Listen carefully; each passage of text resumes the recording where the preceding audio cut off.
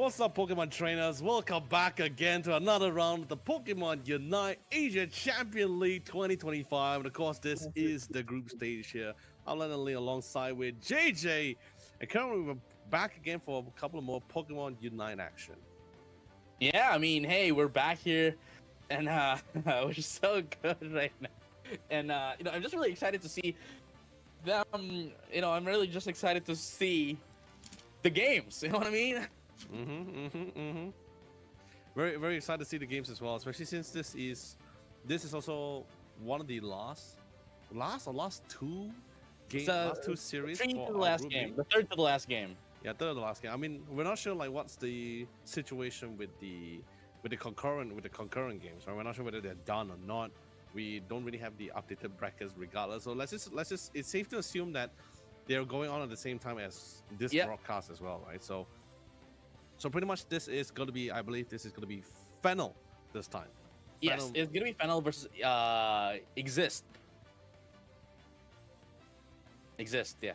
So both of them are from Japan, actually. I'm sorry, I keep forgetting that. Because in my head is Nagoya Rising. So whenever I see Igzist or you mention Igzist, I just have this like brain pause, right? Like this brain fart. Because I'm just wondering, who's this? Of course, it's none other than Nagoya Rising. By the way, I mean that's the name that I actually remember. But for this tournament, they're gonna be with the rebranding that to Igzist. Actually, interesting enough, I think they actually went with Nagoya Rising initially is because of one of their teammates, right? Their captain in particular. Although here it says Kaki, but previously it was called Nagoya. So I thought it was a very fun thing where they actually had their team name based after their captain. But coming in with Igzist here, representing from the Japanese league here. And what's even interesting is they didn't come from the exact same ACL Japan league. They came from the Winter Tournament Japan. And they were actually the champion for it as well. Yes. So we know for a fact that they are really a strong contender as well in this tournament. I mean, we've already seen them play as well. I believe earlier. Have we? No, not yet. I think this is the first time we're gonna be seeing them play on the on the main stage, but they have been playing behind the scenes on the sub stage. So yeah, so this is gonna be the first time we're gonna be seeing them. But of course we've already seen Fennel earlier. Unfortunately for them, they fell down into the hands of Alter Ego. So hopefully this time around though they are gonna be able to catch up, and bounce back to what happened from earlier, especially that they already won against Godlike Esports as well. Yeah, this is also going to be and this is also, as well as we mentioned a few times, this is going to be their last series too. And I also love that you brought up the fact that already what's the score line or what's the story for them like, right? So they lost Alter Ego, no points there. They did win, and they did win a series for themselves. That's 3 points in the bag here. This one will somewhat decide whether they're going to be able to equalize or. Wait, hold on, let me just do it quickly. Yeah, it's either going to be equalizing with whether they're going to be equalizing with Alter Ego or wait. But here's the thing though, like Igzist has the highest points in this game, in this group. Yeah, 6 points. It already has like 6 points, and they already won against Alter Ego 2-0. They won against Godlike Esports 2-1, and now they're going to be going off against Fennel. So if they win, I mean, regardless of which, right? Like regardless of what happens in this match, they're already secured the playoffs.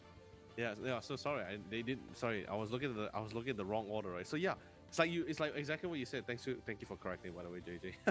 Yeah, a long day. I was seeing the numbers wrong, but yeah, they pretty much were topping the league at their current moment, right? Even Fennel, quite the surprise as we saw them actually lose out a series against Alter Ego here. So so in a way, I guess you could say this will somewhat decide whether Fennel will actually qualify for the playoffs or not. Yeah, this is the thing though. Like we still have to know what's going to be the results, of course, of Alter Ego going up against Godlike Esports. But again, right? Like this is also going to be the part where if Fennel Esports falls down 0-2, and it's most likely guaranteed to be Alter Ego and Igzist that's going to be coming out of this tournament, especially that it was actually a huge boost in morale as well that Alter Ego already won against Fennel. So it's Fennel, if they really want to go up into the playoffs, they have to win against they have to win against Igzist 2-0 as well. They cannot give any points to Igzist at all, because then they would have a three-way tie for 6 points with Alter Ego, Fennel, and Igzist. Yeah, but you're also missing out on another possibility, right? Or a separate timeline where if Fennel were to lose, if Fennel were to, Troy Touchwood, of course. We're not saying anything is set in stone yet, but in the case where Igzist were to win out the series against Fennel, right? So Fennel will be stuck with just 3 points. Yeah. And of course, that's only in the. It will be a limelight for them if Alter Ego were to lose. Actually, no. Regardless of even if if Alter Ego loses, it's gonna be a tie, right? If Igzist wins against Fennel, right? If Igzist wins against Fennel, they're gonna be the first team to go into the playoffs. The second one would be a 2-way tie with 4 points. Alter Ego and Godlike Esports, if Godlike Esports wins that game.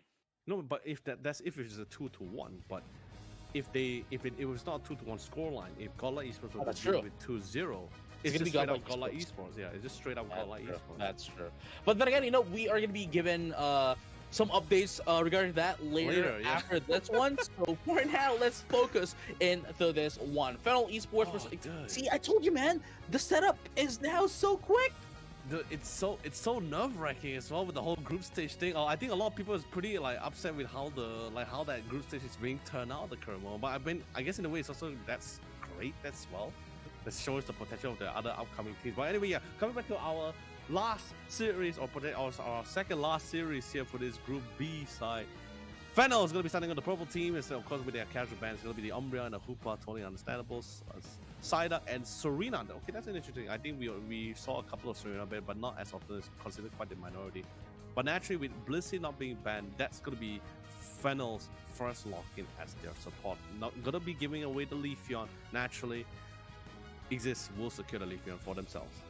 No, yeah, how to say this? Psyduck is one of those Pokemon, right? That is, I'd have to say it's more of a joke Pokemon in Pokemon Unite, but.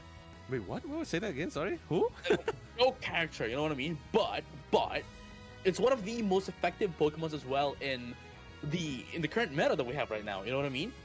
Mm-hmm. Especially Disable, which essentially attacks everyone who's within the area. If you are near your ally, you get hit by the Disable, everyone's gonna get connected, gonna get grounded a little bit and get stunned a bit. So it's really a helpful disruptor Pokemon in this game. So with that being said, though, this is the first time that we're going to be seeing Cinderace in a long while in a tournament setting. Actually, I actually have an answer for this situation as well. Because apparently, when it comes to Igzist, especially coming from the Captain Kaki, right? Apparently, all of their strats, all their research is literally revolving around the NA and EU regional zones here. So basically all their styles, their selection, they took great inspiration and they really just roll with it. They didn't incorporate it with their current what playstyle they have in Asia Pacific. No. They totally their entire playbooks exactly like how NA and EU usually play around with their composition as well. Hence why we're seeing this Zacian picked up as well alongside with the Cinderace. We did talk about it earlier on, like what the potential rounder selection for them, but of course, naturally, people end up falling back to the more casual ones, like which they're more accustomed with, like the Italian, for example, and of course, naturally, the Mewtwo Y. Cinderace is going to be here, and then of course, final selection is Aegislash. I you know what I'm seeing right now into the side of Fennel? What are you saying, friend? What are you saying? They don't have a special attacker. The only special attacker they have is Slowbro and Blissey. Yeah, but that's not gonna be an attacker here, so. I get it, but then again, they flat damage dealers, right? All of them are just attackers, so they're going to have a hard time receiving special attack damage, which Igzist does have. We have the what do you call this? Well, actually, they don't. It's just the Mr. Mime. Actually, now that I see about it, now that I think about it, it's just a Mr. Mime as well. That's a special attacker into the side of Igzist. But then again, going back into this game, Cinderace is a really special Pokemon for me as well, personally, because it's the Pokemon that got me my first Master rank in Season 0. So really huge.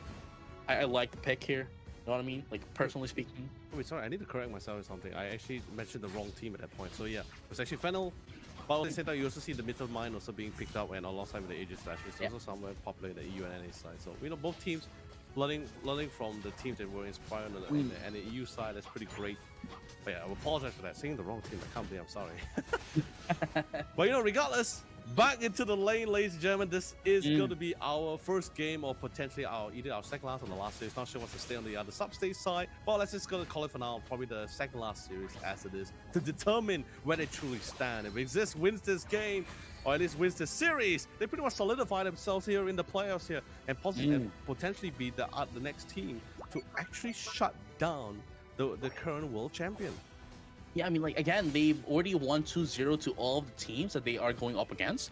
And getting another 2-0 against Fennel is just going to, as you have mentioned, solidify everything.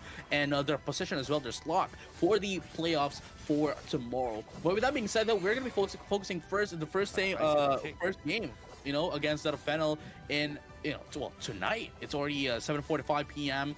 8:45. Yeah, 8:45 in Japan. But you know what I mean? Like, this is now.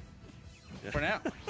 This is not for now. Yeah. It is here and now in the present moment, as both of these teams were head to head as they try to defend the first goal point, here, and alongside they have Tong in particular has taken quite a substantial amount of damage. Same for the local here, but eventually they managed to catch up to him and will secure the first KO into the round here. And now, of course, that doesn't really end there. They're trying to see they can get a couple more here. They will find Tong in the process. Actually, I thought Tong actually walked back to base already, or at least got to safety at this point here. Interesting. With the what do you call it, the flesh in there, right? Yeah. If you got like. If you got crushed down by a Snorlax and you're that small, I don't think you'd survive. So I think lore-wise, that's actually gonna happen. You know what I mean? Like, Talon really is gonna get taken out. If you get heavy slam by a Snorlax. That's why we leave all our face to Nurse Joy at the Pokecenter. That's true. That's true. She makes things work for some reason. Free healthcare. You know what I mean? That's what we're at. Yeah, free healthcare. Everyone loves though, it is gonna be Ore. Ore is now gonna be taken out. Gonna be instantly sent back, but that's totally fine. It's gonna be totally fine for their end here. At least not majority of the team actually gonna be falling there. In terms of level wise as well, the main sweeper naturally is gonna be the Leafeon in the hands of Captain Kaki here. It's gonna be the one leading the charge and of course try the primary focus, try to get those level out as much as possible. Especially once you get those enhanced abilities, it's gonna be further. It's gonna further excel in their, or at least elevate their gameplay even further. But of course, a great secure for the Registeel. The damage buff is of course naturally nice. They re-engage back into the fight, but naturally this is a Snorlax, so it's definitely going to take a lot more members to deal with this. However, for that top lane, rather a lonely lane for both the Zacian and the Matang here. Both respecting their respective lanes. You get your wild Pokemon, I get mine. However, naturally Zacian should be able to secure this Regieleki. Good attempt though with the Gyro Ball, but was he within range? So that's the thing. Sometimes They do give the indicator, but at times, I could be blind, But look at that, though. Beautiful dive in coming in from that of Talon. I didn't really see if PB went for the Pyro Ball instead of the Blaze Kick. We'll find out in just a bit if we're going to be seeing another team fight here going down bottom. But at the very least, Igzist here is now pushing down the first score goal down bottom. 105 points right now into the side of 97 from Fennel. Despite them having in the Regieleki, still there is, Igzist catching up in terms of the team fights and of course the XP. And look at this Talon trying to get away. Heavy slam once again, but beautiful timing into the fly just to be able to not get hit by the heavy slam Snorlax. Still biding their time. We have been witnessing a couple of skirmishes as well, and in terms of EXP, both sides seems pretty equalized so far. No one really having an edge over the other. However, of course, when it comes to initiation, we didn't really see both teams really grouping up as much or as often as we liked as well. So no one really have any edge. We're just seeing a couple of small skirmishes. That's pretty much it, or at least small trade-offs so far. That doesn't really lead to any objective or any significant control either way. However, we do see the next set of Regis that's going to be spawning towards the bottom side eventually as well. curious to see which one's going to be coming out this time. If it's going to be Registeel, that's of course naturally nice for pretty much for both sides as well. Going to be quite contested for it, but you know, regardless, it's still an objective you want to try to give away. Metagross, woo, that is quite the damage, but you know, it is. is. Overstand, and naturally, it is a second. It's going to be a secondary Registeel.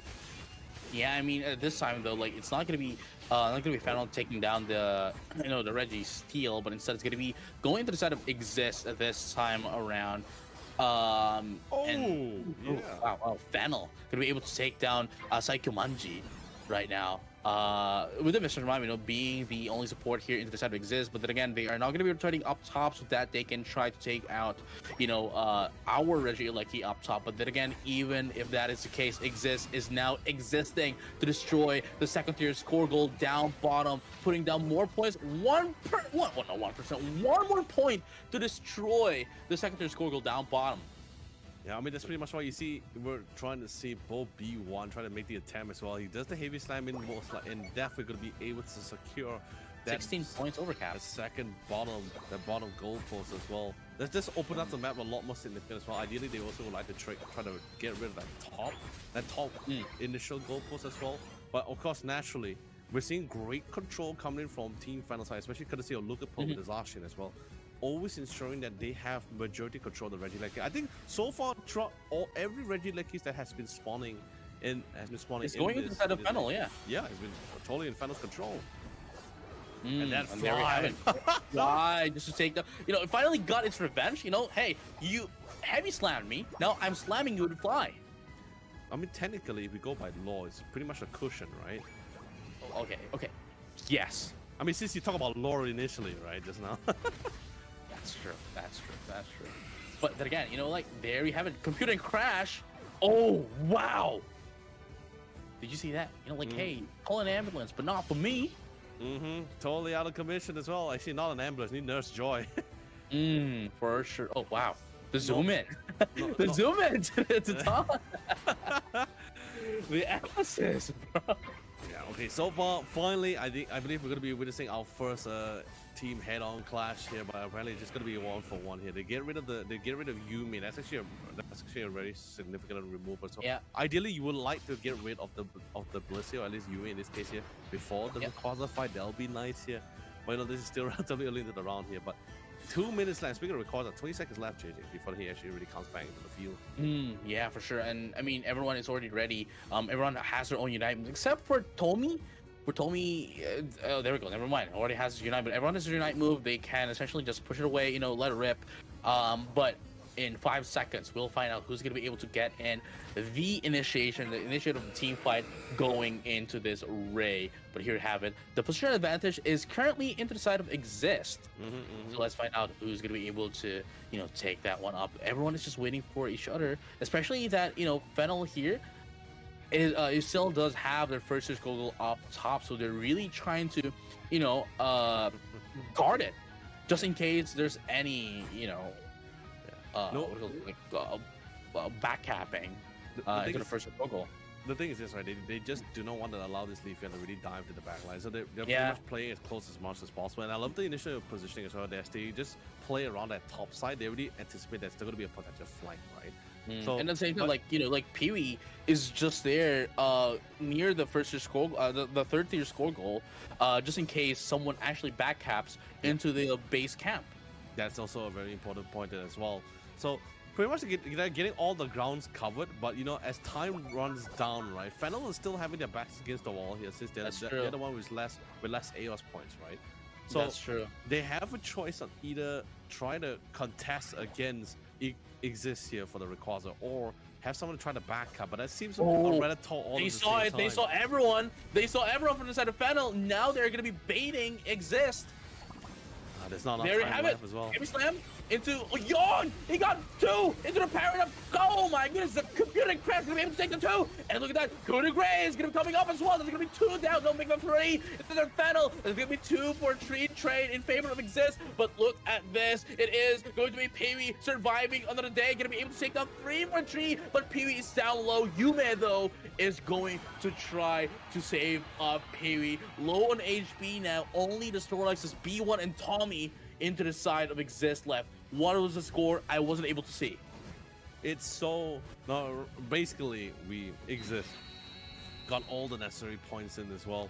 But the worst part about it too, as well, JJ, is that when they were trying to make that rotation down, sure, they will definitely get spotted. They know they will get spotted. Oh, there you go. There's no point trying to stay hidden or be stealthy anymore. Yeah. Because there's like what 40 seconds left on the timer, and they just don't see an opening to at least dunk those points into the secondary goalpost. And to make matters worse, you're battling against you're also going to the top with a team who's gonna most likely get that defense buff on those goalposts as well, and you're not really snowball either way.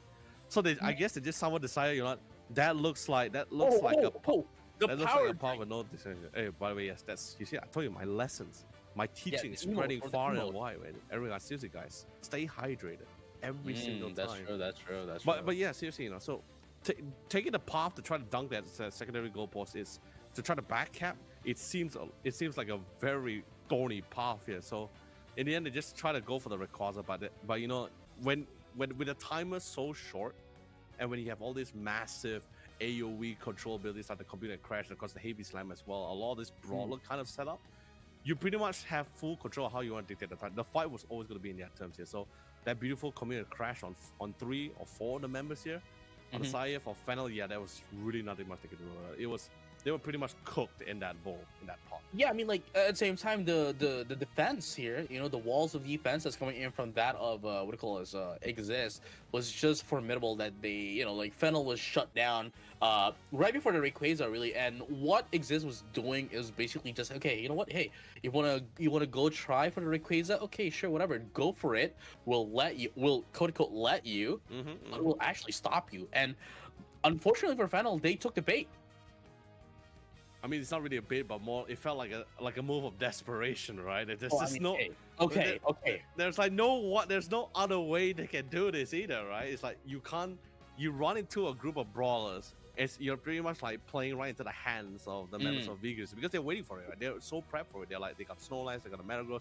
Sure, they have a diving comp of a Leafeon, but they're like, you know, that's what we want. We have this lineup. We want to brawl. So and especially while we're brawling, me as the Leafeon gonna find an opportunity, or Captain Kaki at least in this case, will find an opportunity to get to your back lines, and there's nothing much you can really do about it as well. So, but in the end, instead of battling on their own terms, or at least try to siege it out, they just end up becoming a point of desperation where they just had no choice but to fight on the terms and with a timing that was not really ideal, or basically it really just spiraled out of control here as their entire plan got deconstructed by Igzist here. So far, with one win on the belt here, Igzist is looking pretty good right now with that one feet out the door here. Not only will they be able to secure this win, if they can secure this second game, like we mentioned before, they'll be the first team in their group stage to solidify in the playoffs, but also at the same time, as a bonus, shut down the current world champion. You know what I was just thinking? I kind of like, what to call this? I kind of finally realized how it made sense that they, you know, Igzist ban the Psyduck. Because, you know, remember what I told you about, like, disable, right? If you are near each other, and most of the Pokemon coming from that of Igzist are Pokemon that needs to get in and needs to be, you know, together as well. One disable is definitely going to stop them from, you know, a quarter of a second, which is, in a game like Pokemon Unite, is already huge. I mean, the same could be said if you have Umbreon, right? If you time that, it's like how most people say, if you time that Unite move really, like the Umbreon's Unite move really well, pretty much going to be able to steal like a lot of the shields from the potential shields that's going to be outputted from a lot of the opposing teams as well, right? But you know, that's just how the game ended up being, especially with the compositions that they have. So, but this is going to be the ban this time. Interestingly enough, Fennel is still going to be on the purple side here, but they changed the bans this time, as they will select the slow bro for themselves. Will they lock in the Leafeon as the first pick? No, actually, they have to go for the Umbreon here. I mean, you know, as you had mentioned, like, Umbreon is one of the biggest utilities in the game, so definitely it's the best defender. It's if you're not going to ban it, at least take it, right? Yeah. It's the best defender. It's so flexible, it's so utilized. I think many times I have talked about this, and I'm also still surprised up to this day that there was no real massive patch for this particular defender in any way. So it's been pretty much getting away with a lot of things. But you know, at the same time, it's like it's good not because like it's broken in any way. No, it's good because of how versatile it is. That's why how flexible you can go with its skill sets and how you and in terms of I mean, it can be it can be a disruptor, or if you don't want it to be a disruptor, you can have it as a healer. You know, you could have it as a defender and lockdown, a lockdown too, like a crowd control Pokemon. Yeah, it's there's a lot of things on the line, but of course. With that being said, Blissey, of course, not bad now, so they will naturally lock into Blissey for themselves in this round here. So Talon. Actually, in the last round, did they actually have the Umbreon on their hands, if I'm not mistaken? No. Oh, okay. So for some reason, I'm feeling this is deja vu. I thought they had not sure whether they had the Umbreon in the last round or not, but anyway, final call.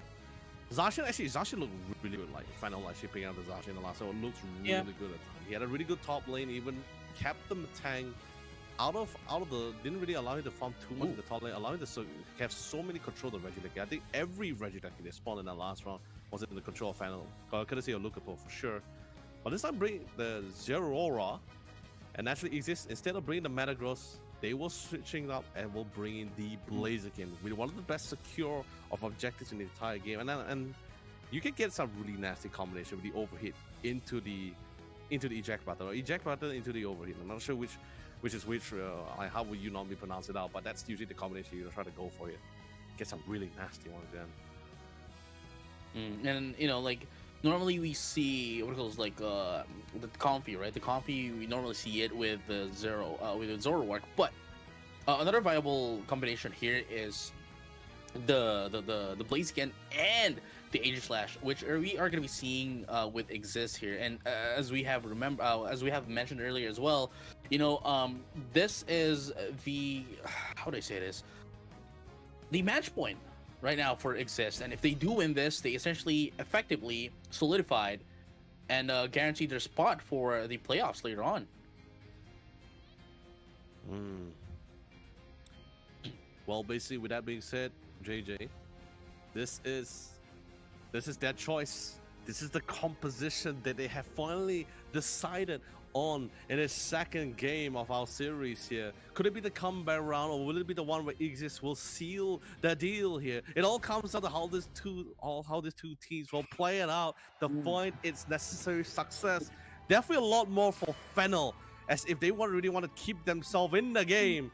Every game counts at this point. There's no longer any lifelines. It's sure it's a best of 3, but they lost their lifeline when they couldn't secure that first game here. So at this point, it has to be a reverse sweep if they want to keep themselves in it. And you know, like saying that, it's easier said than done, especially against especially against Igzist. I mean, like we all know for a fact that Fennel is a really strong team, but Igzist already got the first game, and that is such a, you know, morale boost for Igzist, knowing the fact, okay, you know what, we already have one game in, and we've been winning 2-0 all day. So, you know, they are definitely, if they are on the peak performance, it's definitely now. The way trades, especially in the early game, especially I can say in the way in the early game, is going to be rather slow for both sides, as both sides will want to try to at least get their final evolution Pokemon out, particularly for the Flexion as well. You want to try to get that Talon Flame out as fast as possible. Same goes for the Blaziken as well. On top of that, you also do want to get that Aegislash. I guess in a way, in terms of scaling, it just looks a lot more scary in terms of that late game scaling. But in that early game contested round, until that Pillow Swine comes out, we might see a little bit more aggression coming out from PY with the Zeraora here. I can actually see those kind of really early game movements or rotation happening from their side, at least from Team Fennel. And I mean, you know, look at this. All right, I'm looking. Igzist still has they currently have the control of the game, and Fennel is really having a hard time, you know, against Igzist right now. Like they control the entire map, even in the early game, and if things are still going to stay the same, we are seeing the slow but terribly control of Igzist here going into the late game, and just like that, you know, they're able to one by one, piece by piece, take down Fennel, and Fennel couldn't answer anything against that of Igzist. look at the timing as well. Prior to that engagement as well, the minute everyone's on the comms as well, right? Everyone was making the rotation down to that bottom lane because Psyche was already giving the call, so he's saying, I'm about to hit that pillow swing. I will be able to access for this next fight, right? Instantly, not only do they have the man advantage, but they also have the control ability from the Ice Fang as well. So instantly, this is how it usually starts for Igzist, right? Slowly build up the lead. It doesn't have to be a massive pile as well. You slowly just add on, it eventually accumulates here for their greater success later on. There we go. Now, in just a few seconds, we're going to be seeing the first major objectives of game number 2. So let's find out if that's going to be the case here. Whoever's going to be able to get that one, obviously, would have a huge advantage against the other. So here we have it. Dong's coming in, but then again, they just couldn't finally open it because finally instantly exploded, by the way. My God, he just ran right in. Didn't really care about it. He had the damage and instantly just ran right into the goal post for himself. However, it doesn't really end there. We're just still seeing the respective trade that's happening on the other side. Even for the top lane, like I said, courtesy of Lukapo, always on top of that Reggie Lakey here. Yeah, here we go. Reggie Lakey going into the side of Fennel. Finally, it's definitely something that they really need as an objective. But, Reggie Ice going into the side of Igzist, not much of an advantage as a buff, but still a buff nonetheless would exist. But then again, they are already winning in terms of like the the team fights. They have the complete control. But Fennel, they need more in order to be able to answer back into Igzist, and this is the match that we are waiting for. This is the kind of a gameplay that is what we're waiting for them to be able to answer back against Igzist. In a lot of in-depth conversation that they're having within the team, within their conversation communication itself here. But finally, an opportunity, they will be popping in and trying to see if they can try to seize the moment as well. United moves also going to be coming in at the same time. No one's really getting knocked out until further notice here. There goes Ore here, but they're trying to equalize the scoreline here to try to get a couple of ball. Now, in terms of the damage wise, couldn't sustain. It's just one too many. And nice timing with the Bliss assist to keep their main damage dealer, their sweeper, alive. Soul will fall B1 alongside with Tommy, as they're not going to be able to find any other way to secure that fight. It was quite unfortunate as well, going into the side of Igzist, because we definitely saw how Tommy can outlast Fennel going into that last team fight along with with B1. Unfortunately though, Psychomanji isn't still a Mammoth Wine, so definitely it's just going to hinder, maybe help with the Ice Fang, but they still don't have enough of a firepower to topple over Fennel at that team fight. So definitely that was a good decision coming from Psychomanji just to be able to get away a little bit, and now they are going to be answering back. Fennel, though, currently in the lead in terms of points. Okay, even though we do have the Reggie Steel very small on the bottom side, but of course they will be able to secure and steal away, courtesy of course of Ore to steal away the Reggie Lakey. This time the streak has been broken. Lukapo is not going to be able to secure the Reggie Lakey in this round itself. However, the damage is currently output. Lukapo was already in the initial part. It was in the initial fight for the bottom side, but since they took the fight to the top lane, this is where he joins in, and we will be witnessing our first 4-5-man knockout head-on clash here, and they will find great success in this defense. Ore, though, going to be the only one left here into the side of Igzist, but unfortunately for them, they're not going to be part of any team fights. I do like the fact that Ore here is just, minding their own business, just, putting up some XPs and, just preparing for the incoming team fights of the Ray Pit for later, which is going to be coming up in 1 minute and 40 seconds. Still? Yeah, Fennel, though.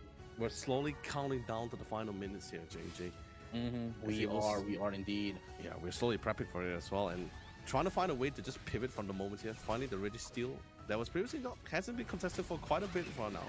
They will eventually the Ice unveil Fang. their surprise at the Ice Fang. They will get the displacement now. Not really secure until now. They secured the Registeel and was able to secure for themselves. They're getting the respective knockout as well. Unite moves committed as well. Quite an extensive amount. We'll get the fly to land down at the same time. And by the way, there is no Yume for this fight as well. For the Blitz assist, they still be able to win out the fight, JD, and get out not really scot-free, but get out with a decent amount of their members.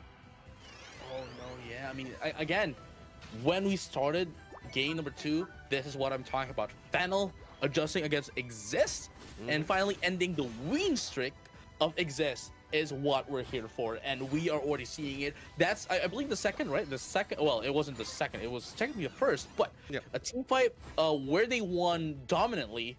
The second one. This time, though, a team wipe. Yeah, it got a little bit concerning as well because if I'm not mistaken, not everyone was really like positioned well enough to just fall off in time. If I'm not mistaken. I mean, they were positioned well for Fennel. yeah, exactly. Yeah, for Fennel. Yeah, but look at even the level as well. Talon is like level 15. I didn't even notice that until a little bit too late. Yeah. Yeah, 2 seconds before Rayquaza. So if they can force out like any Unite moves prior before this fight, it seems pretty impactful. So let's just look in terms of abilities that's good at securing objective, right, JD? Right? Yeah, I mean, you know, we can definitely see how Serata is really helpful in this team fight because all the attackers into the side of Igzist are all physical attackers. The only special attacker in this set is, you know, Comfy, and there we go. I was able to secure the Rayquaza. Fantastic time. We didn't even waste any point at all, especially in terms of utilization of the Unite move as well. All in for the Rayquaza pit here, and all 5 members will literally get out in the most healthiest of manner as well. There was no light at the end of the tunnel for Igzist as well, or any opportunity for them to turn out the fight here. Well done from Team Fennel here. We did mention before this was basically the crossroad of fates here for Team Fennel, and it seems they will lift the fight to battle it out for another round here to keep themselves in the playoffs. This is the first map. The first map that Igzist has lost today. Oh yeah, right. All of their matches 2-0. This time though, it's gonna be 2-1. But here's the thing. Even if Igzist, right? Even if Igzist wins 2-1, even if they lose, right? Igzist will get 7 points. And we have just gotten the information as well that Alter Ego won 2-0 against the Godlike Esports. So, Alter Ego currently at 6 points. Alter Ego currently at 6 points. Igzist will get 7, and it's going to be a 2-way tie with Fennel and Alter Ego if Alter Ego wins game number 3. Oh man, this is a lot of theory. We're having a lot of theory crafting currently at the moment here, right? But you know, let's just focus on the current things at hand, which is the fact that Fennel is gonna go to game 3 here. They're still in it. There's still a potential for it. This is, of course, the last round to decide between the 2 sides here. And of course, a fun fact, by the way, is that these 2 teams, both Fennel and Igzist, right? They actually never really contest against each other. No, never. So because, like I said, they both came from different tournaments. One came from the ACL Japanese League, while Igzist actually came from the Winter Tournament Japan, being the champion for that one. So this is practically their first encounter with each other here. So sure, probably there's probably some VODs. They probably have played a couple of games together before this tournament itself.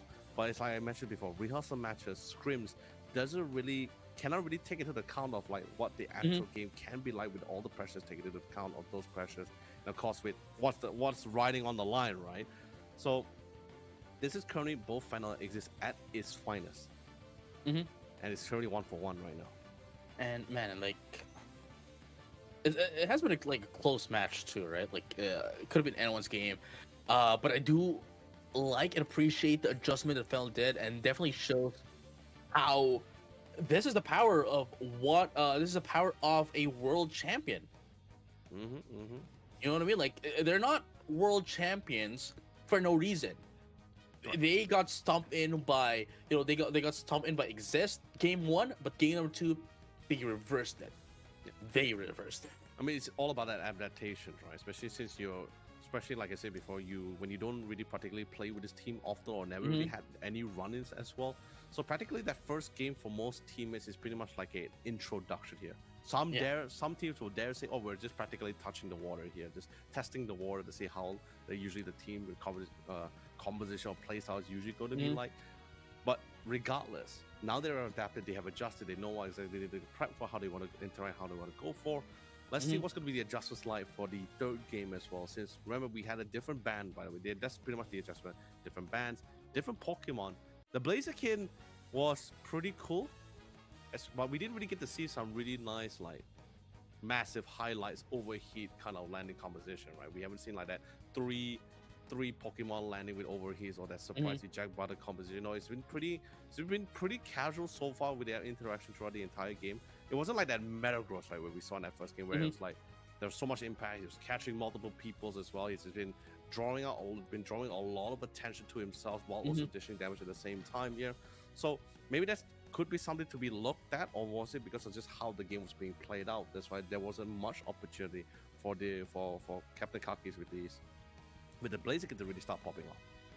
And I mean, at the same time, like I already said this earlier, but I do appreciate the fact that Fennel did go for the Umbreon as his first pick, and coincidentally, and quite fortunately for them as well, is that everyone into the side of Igzist are all physical attackers. That means their stats scale off of physical attack, and we all know for a fact that Snarl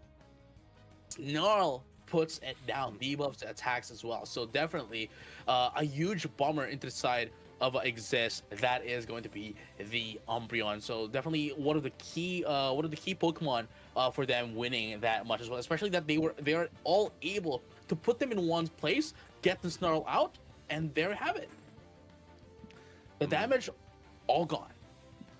The damage is definitely all gone. I guess you could say in a way, like throughout the entire game, slowly we could feel, or at least maybe members of Igzist could feel like their game plan was just being deconstructed by the members of Team Fennel. And I guess it's like you mentioned before, they're the current world champion, so definitely a lot of noise, a lot of prep when they really come to mind and how they really want to interact with the game. It's not something that they interact post game, it's more like during the game itself. This is their capability, this is what they've been working for, this is how they actually show that they are really worthy and capable to be this current world champion, or at least defending world champion, since we have another WCS that's coming towards the end of the year, 2025 Anaheim. I'm gonna go to Anaheim. Everyone wants to go to Anaheim. I want to go to Shinjuku, okay?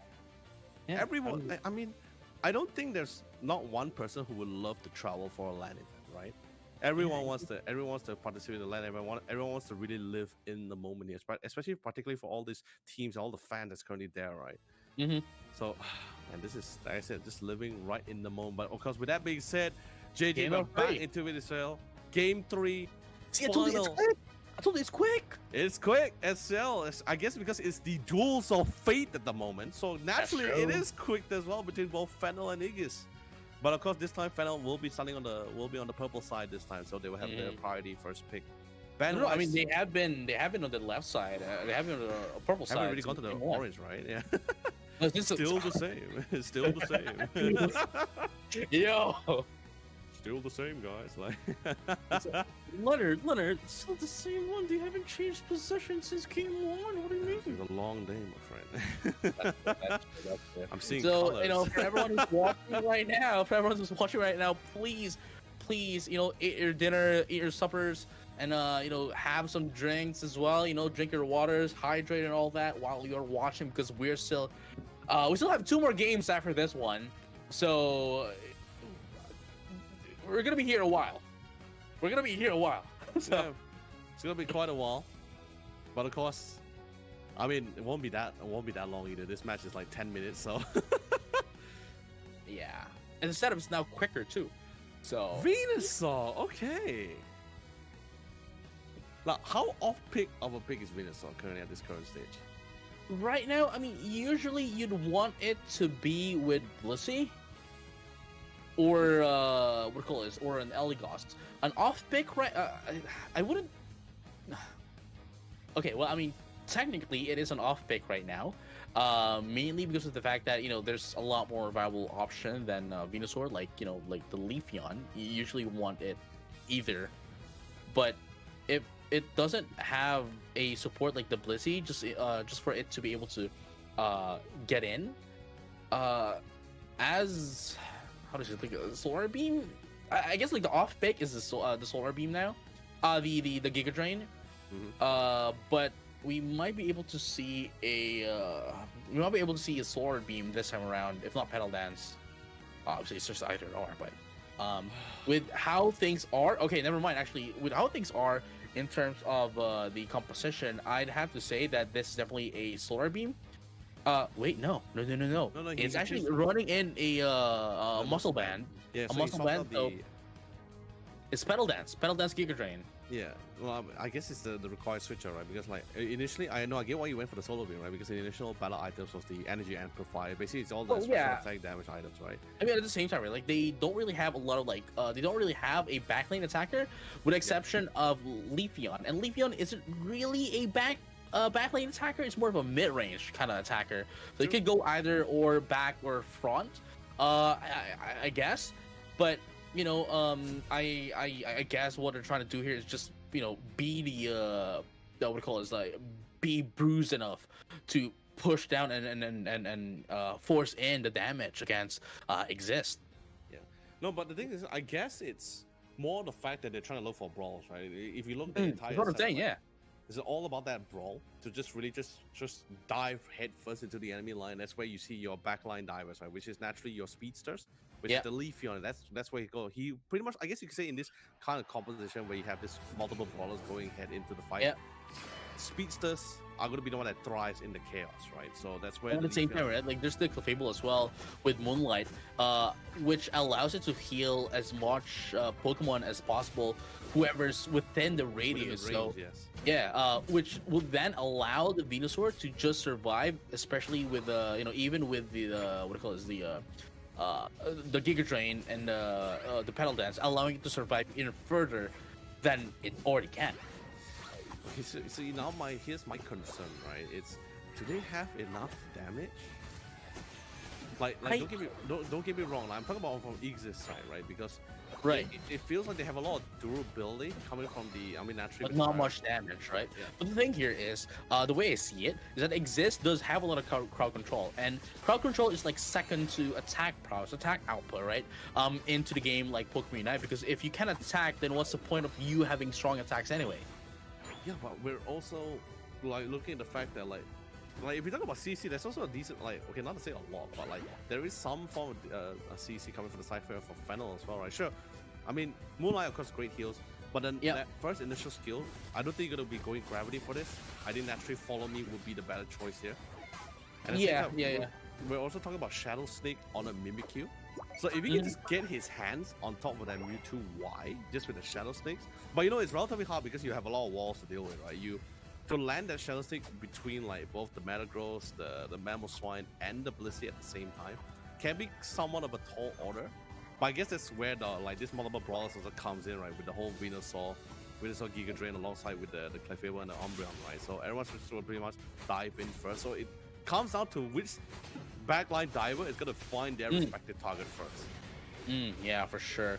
And look at this though. This is what I'm talking about. The backlane attacker coming in from the side of Igzist, gonna be able to take down ZETA, one of the biggest threats here into the side of threats into the side of Igzist. They really need to take down ZETA. I don't think they're gonna go run in. I don't think it's going to run Snarl this time around. I think it's gonna go in for Wish and Mean Look, because they definitely don't want Psycho Manji to go anywhere, and especially not cocky with that of the computer and crash.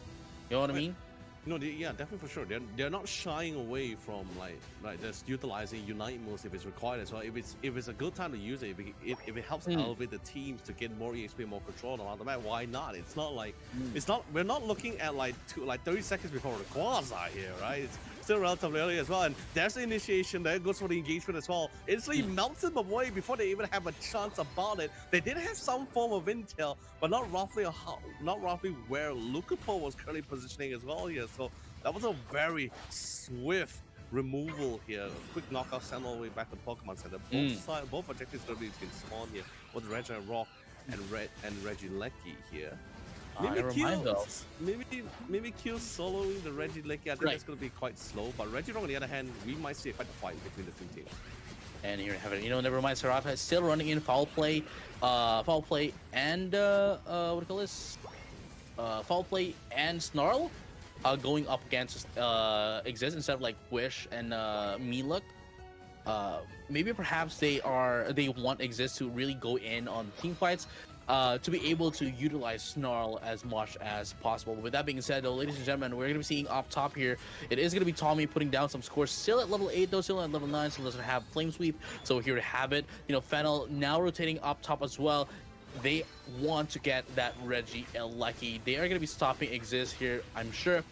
But Igzist currently has the advantage over it, and they're going to be able to secure that Regieleki for themselves. Great control over the objectives as well. Not going to try to give anything free away to either side. However, Igzist is still on top of things. They did secure the Regirock on the bottom side, including the Regieleki. That feels absolutely huge in terms of EXP. There's the moonlight here, but the Unite move coming for the Talon flame, absolutely sending Tong all the way back to the moon here.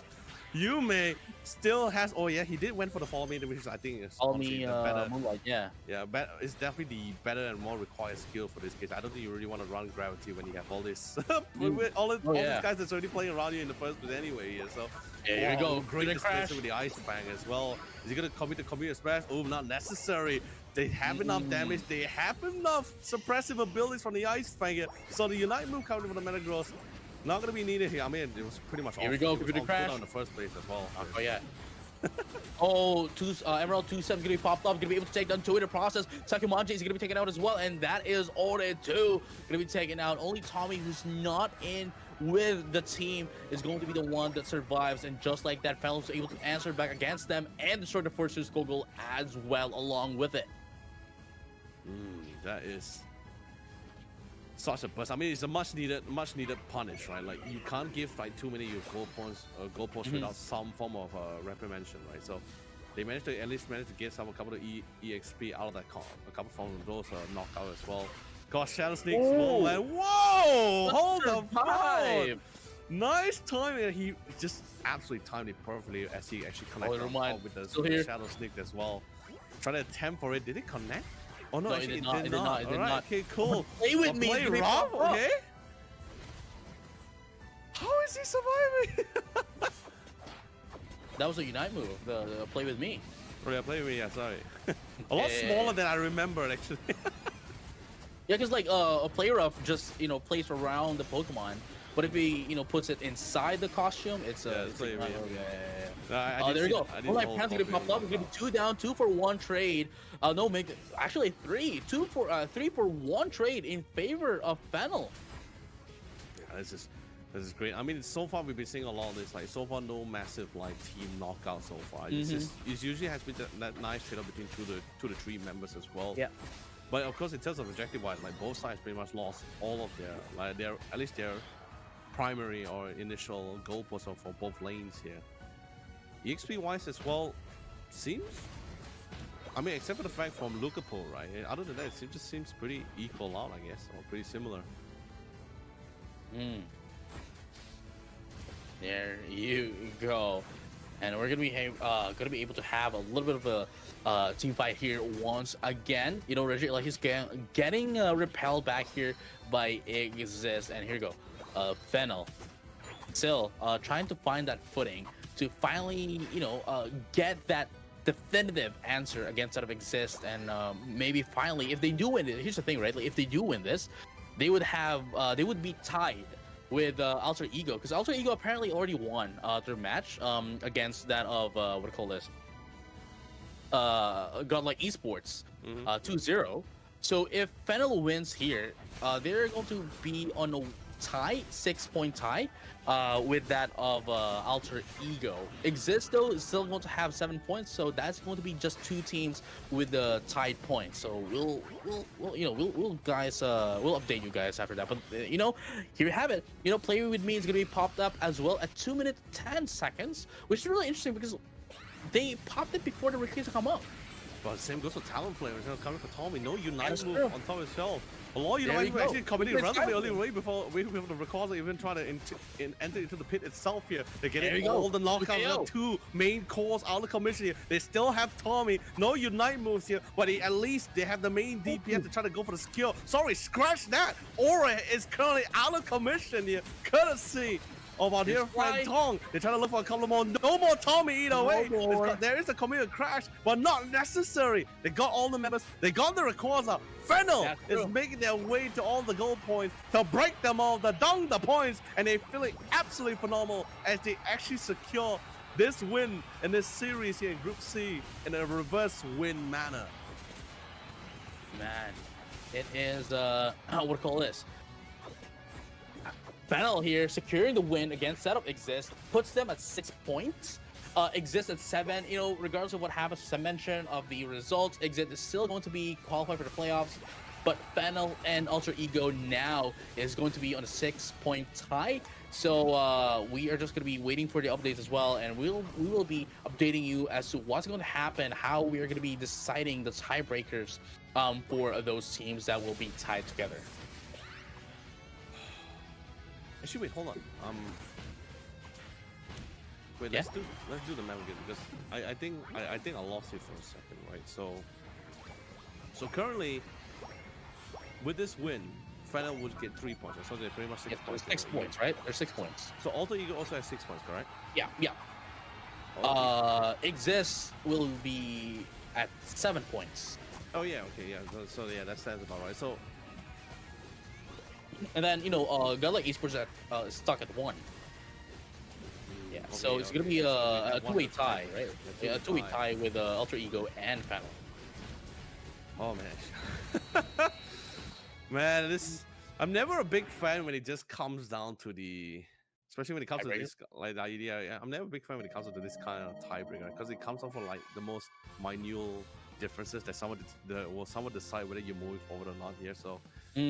Yeah, and it's not like we have a series that someone dictated how the tiebreaker is going to be like here as well. So I mean, it depends on like how usually the rules usually handle, right? So, but you know, regardless, a very phenomenal performance coming from our current world champion as well, as they bring back the game in a reverse win manner here with a 2-1 scoreline against Igzist. But at the same time, commendable towards Team Igzist as well. This is their first engagement against Team Fennel. They were also one they never had any interaction before this, as they came from the winter tournament as well. So, on a blank sheet of paper as a new team, the fact that they can actually bring out quite the gameplay against our current world champions in a competitive region as well, very phenomenal. Yeah, and with that being said, you know, Fennel still has some chance to go back up into the tournament. You know, if they win against Alter Ego. Okay. So that's pretty much our point system at the current moment as well. And I believe we got the update from our production side. So apparently we are unfortunately going to be concluding our thing towards Group C, and we're going to be continuing forward at Group D to day number 2.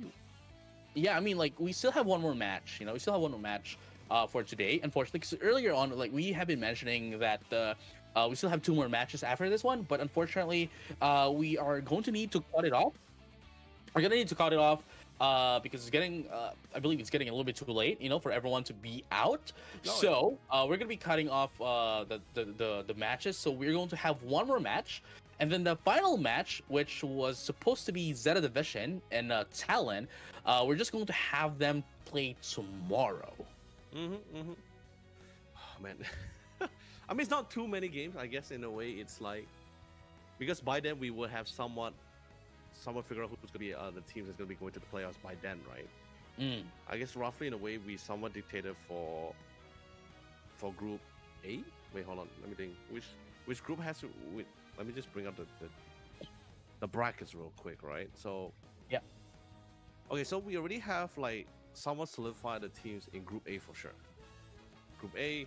I guess in a way after this game as well, we also solidified for Group B. It's just only actually no, we also had Group C, right? Wait, this is an old one. Yeah, I didn't really have the updated one. So, but we already concluded Group C as well, right? Nagoya Oja. No, not yet. Because Oh, the Group C match is going to be the one that's the next one after this. Oh, okay, yeah, all right. So, yeah. Wow. Leonard's having a hard time right now.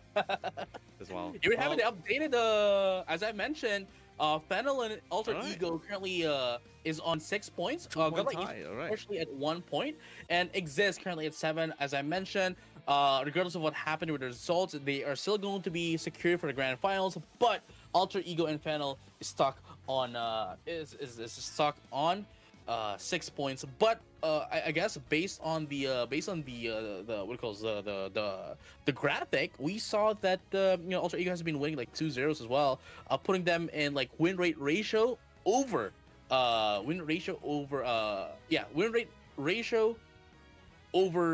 Fennel.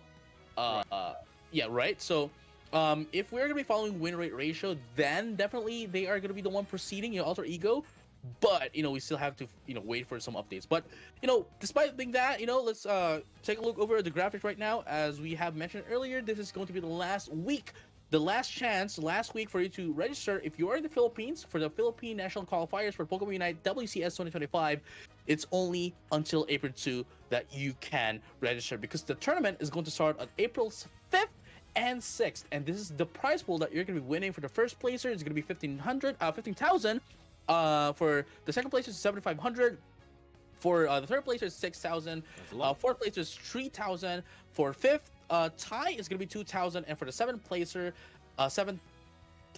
tie placer is going to be $1,000.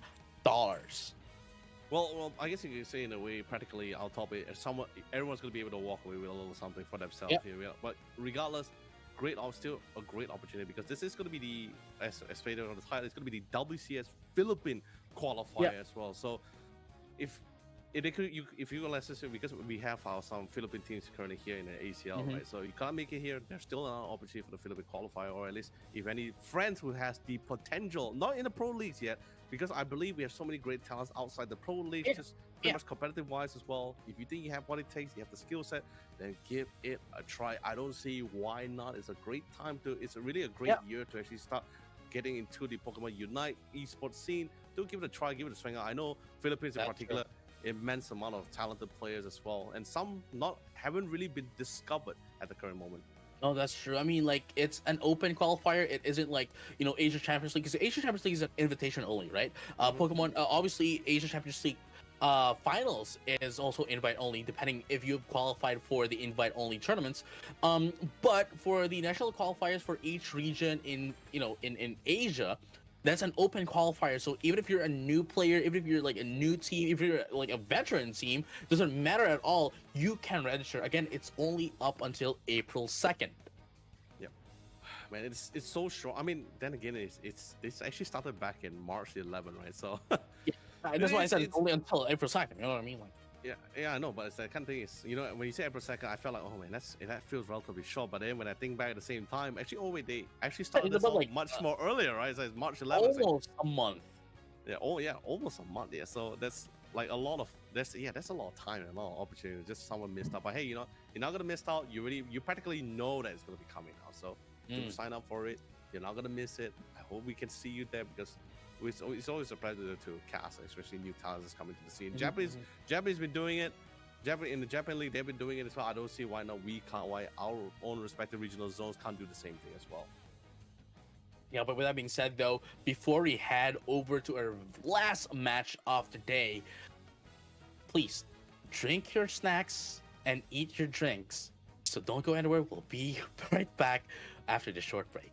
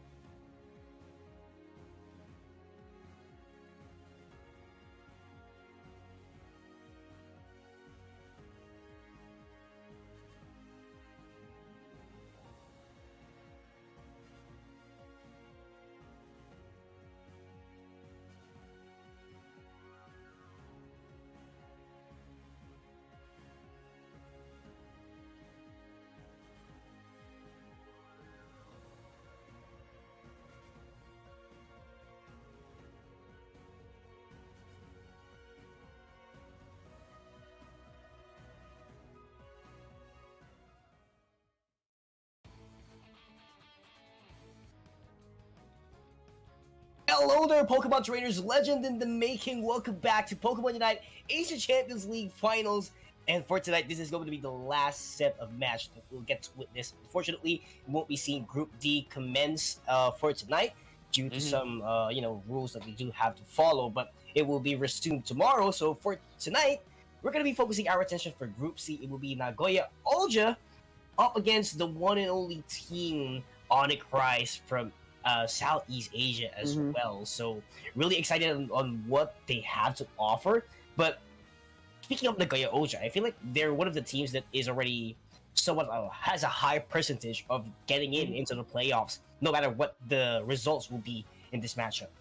No, yeah, I mean, I totally agree with you. But then again, I just have to say that I haven't seen Onic Rise. I mean, we haven't seen Onic Rise play today. So I'm really excited how they're going to be faring off against Nagoya Ulja, because obviously Nagoya Ulja won 2-0 against Paper Rex. And Onic Rise, along with Paper Rex and Alter Ego, and Talon too, are one of the kings, right, of Southeast Asia at the very least. So, or Asia in general, really.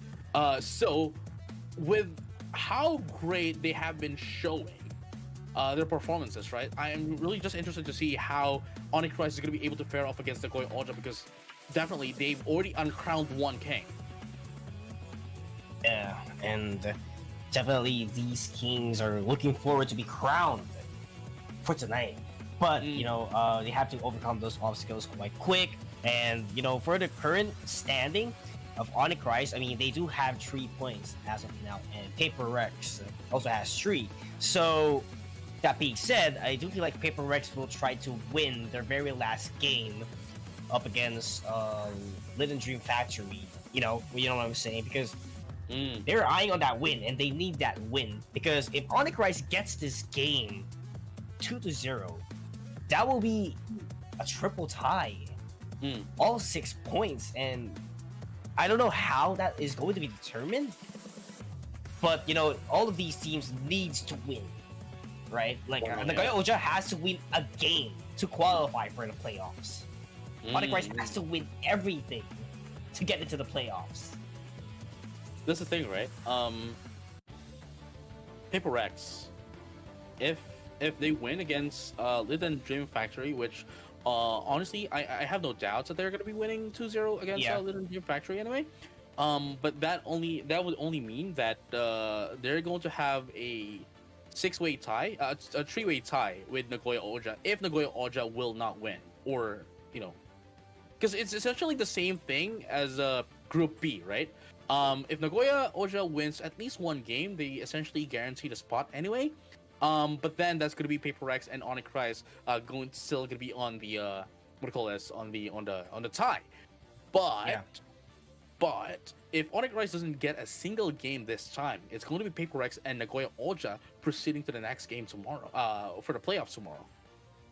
Yeah, that is just, very tough road for Onic Rise. And knowing that they lost a while ago up against Paper Rex, that was on the sub stage. So if ever they do get double tie for 6 points, assuming that it was also the same case for Alter Ego and Fennel, Onic Rise doesn't get the spot as well for playoffs. True. So that's going to be a tough road. So what has to happen here is Onic Rise needs to win the whole thing, and Liten Dream Factory gets a game up against Paper Rex. That's how tough it is. But for sure, Paper Rex wouldn't want to miss that opportunity to get into the playoffs. They want to make sure that they take advantage of Liten Dream Factory, knowing that this is a team that is not yet familiar how the game mode goes. Here we have, though, this is gonna be quite unfortunate for us to watch, seeing the kings that we have been seeing a lot of times as well, that we are familiar with, get the throne. So hopefully, I want to see Onic Rise here rise up against that of Nagoya Ulja, but we cannot dismiss Nagoya Ulja as well, because they're a really formidable team to go up against. So we cannot dismiss them, like, we have to give credit where it's due, and they are really strong. But look at this, though, PUACL 4th place in Japan League. Nagoya Ulja still was able, despite having only the 4th place, they were still able to dethrone a lot into the side of this tournament right now. just excited. Just excited for the last matchup. Nagoya Oja has been performing, quite phenomenal in this tournament. Despite having a lot of doubters in the global stage. You know what I'm saying. But we're talking about the region, such a tough one, and I know a lot of people have been expecting as well for Fennel to advance on day number 2, which will not happen, surprisingly. So, man, this is just a stacked league that you don't know what's gonna happen next. It's very unpredictable. Everything is possible, and it came to a point that Nagoya Oja just needs one more game. So we can conclude that, for every single group, as of now, INSOMNIA gets a spot. So that's for Group A. Then for Group B, it's Igzist who got a spot for Japan team. But how about for Group C? Because Nagoya Oja is looking good. They just need a game. We're speaking about a game, not a series. And if they do take a game, that is the 3rd Japan team who will advance. And who knows, ZETA division, for sure. They want to win the whole thing tomorrow because their playoff spot lies if they're going to win the whole thing or not. Same thing for Talon. I mean, that's what I'm talking about. Like, it's the same thing as Igzist. They only needed to win one game. Again, not even a series, just need to win one game, and they are off to a good start for tomorrow. It's man, Nagoya Oja again. What it feels like they are in a very comfortable position right now. Again, only needs to win one game, and they'd still have no problem, because if they do only win one game, it's just going to be a problem between that of PUACL and Onic Rise of being tied up at 6 points. Yeah, and actually that's the biggest problem, right, as well, because PUACL really wants to take that 2-0. They don't want to, go the hard way, because that's the easiest way to take it advance into the playoffs. So for sure, they're keeping an eye on 2-0 up against Liten Dream Factory, and the chances of Liten Dream Factory getting into the playoffs is taken out of the picture already. So quite unfortunate for them as well, but it's actually how the league goes. Not everyone will advance even further, but comfortable seeds we're talking about, it's going to be Nagoya Oja and PUACL. But Onic Rise, they still have a slim shot in this tournament. They could force triple tie, or they just have to wait for the results. They just have to wait the magic for PUACL and Liten Dream Factory to commence. That's the I guess like 50-50 unfortunate thing here for Onic Rise, because regardless of what happens, right? It's more on 60-40, right? They would still, regardless of what happens, they would still be on a tie with someone. Yeah. I mean, unless they win only one game, then that's gonna be unfortunate, because that then would mean that PUACL would be the one proceeding. So they either need to win twice, or they have to say goodbye. Yeah, that's a tough road for them. It's not like a 50-50. It's more on a 60-40. 60% that they will not advance. 40% is they can advance. But those case-to-case basis needs to be in depth, and there is something that other teams would work on that would be favorable for them, in which that is not totally in their control. And man, I'm just really excited to see the final match as well. And as I've been mentioning, the setup is quite quite quick this time around. So it's this is definitely going to be a quicker match that we're going to be seeing. For the last series of the day. And here we have it. Onic Rise again. And Nagoya Oja. Yeah. Oh, that was quick. That was quick. All right. Let's get this done, JJ. Okay, so we're gonna be seeing a Talonflame draft.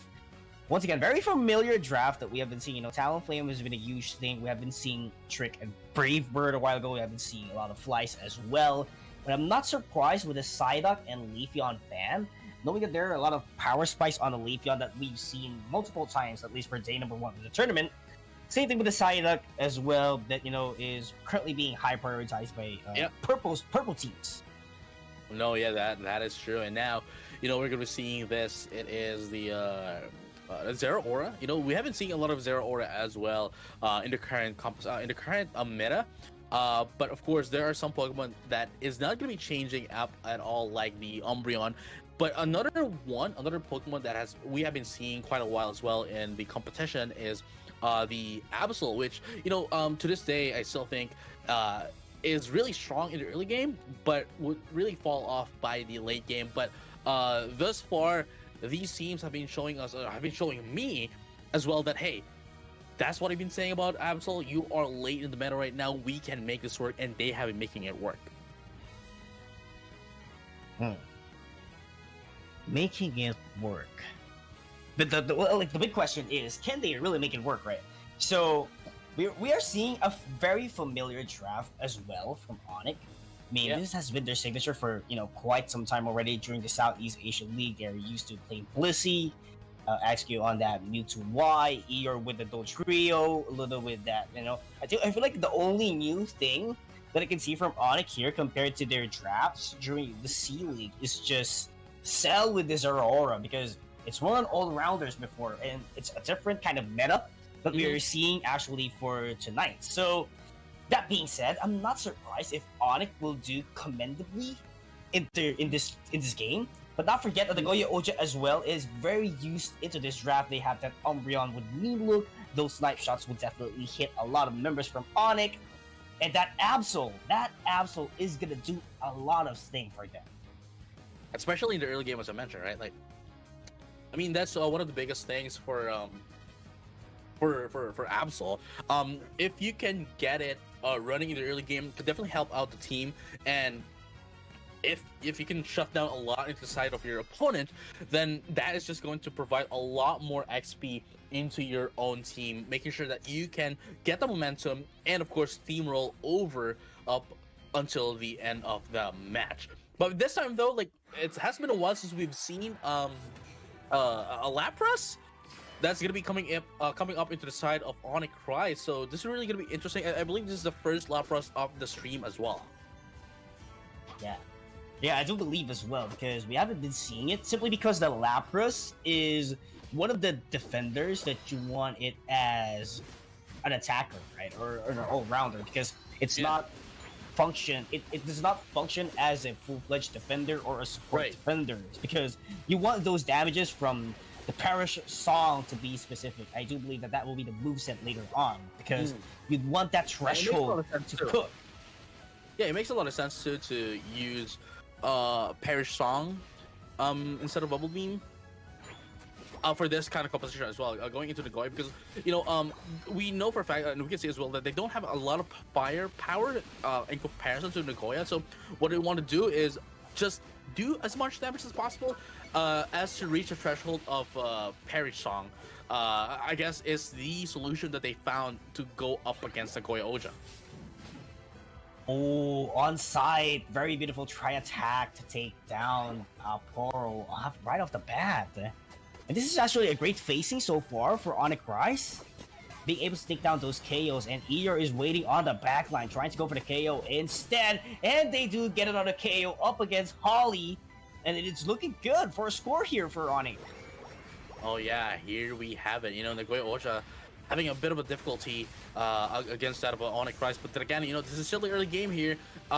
We are currently still at the minute and a half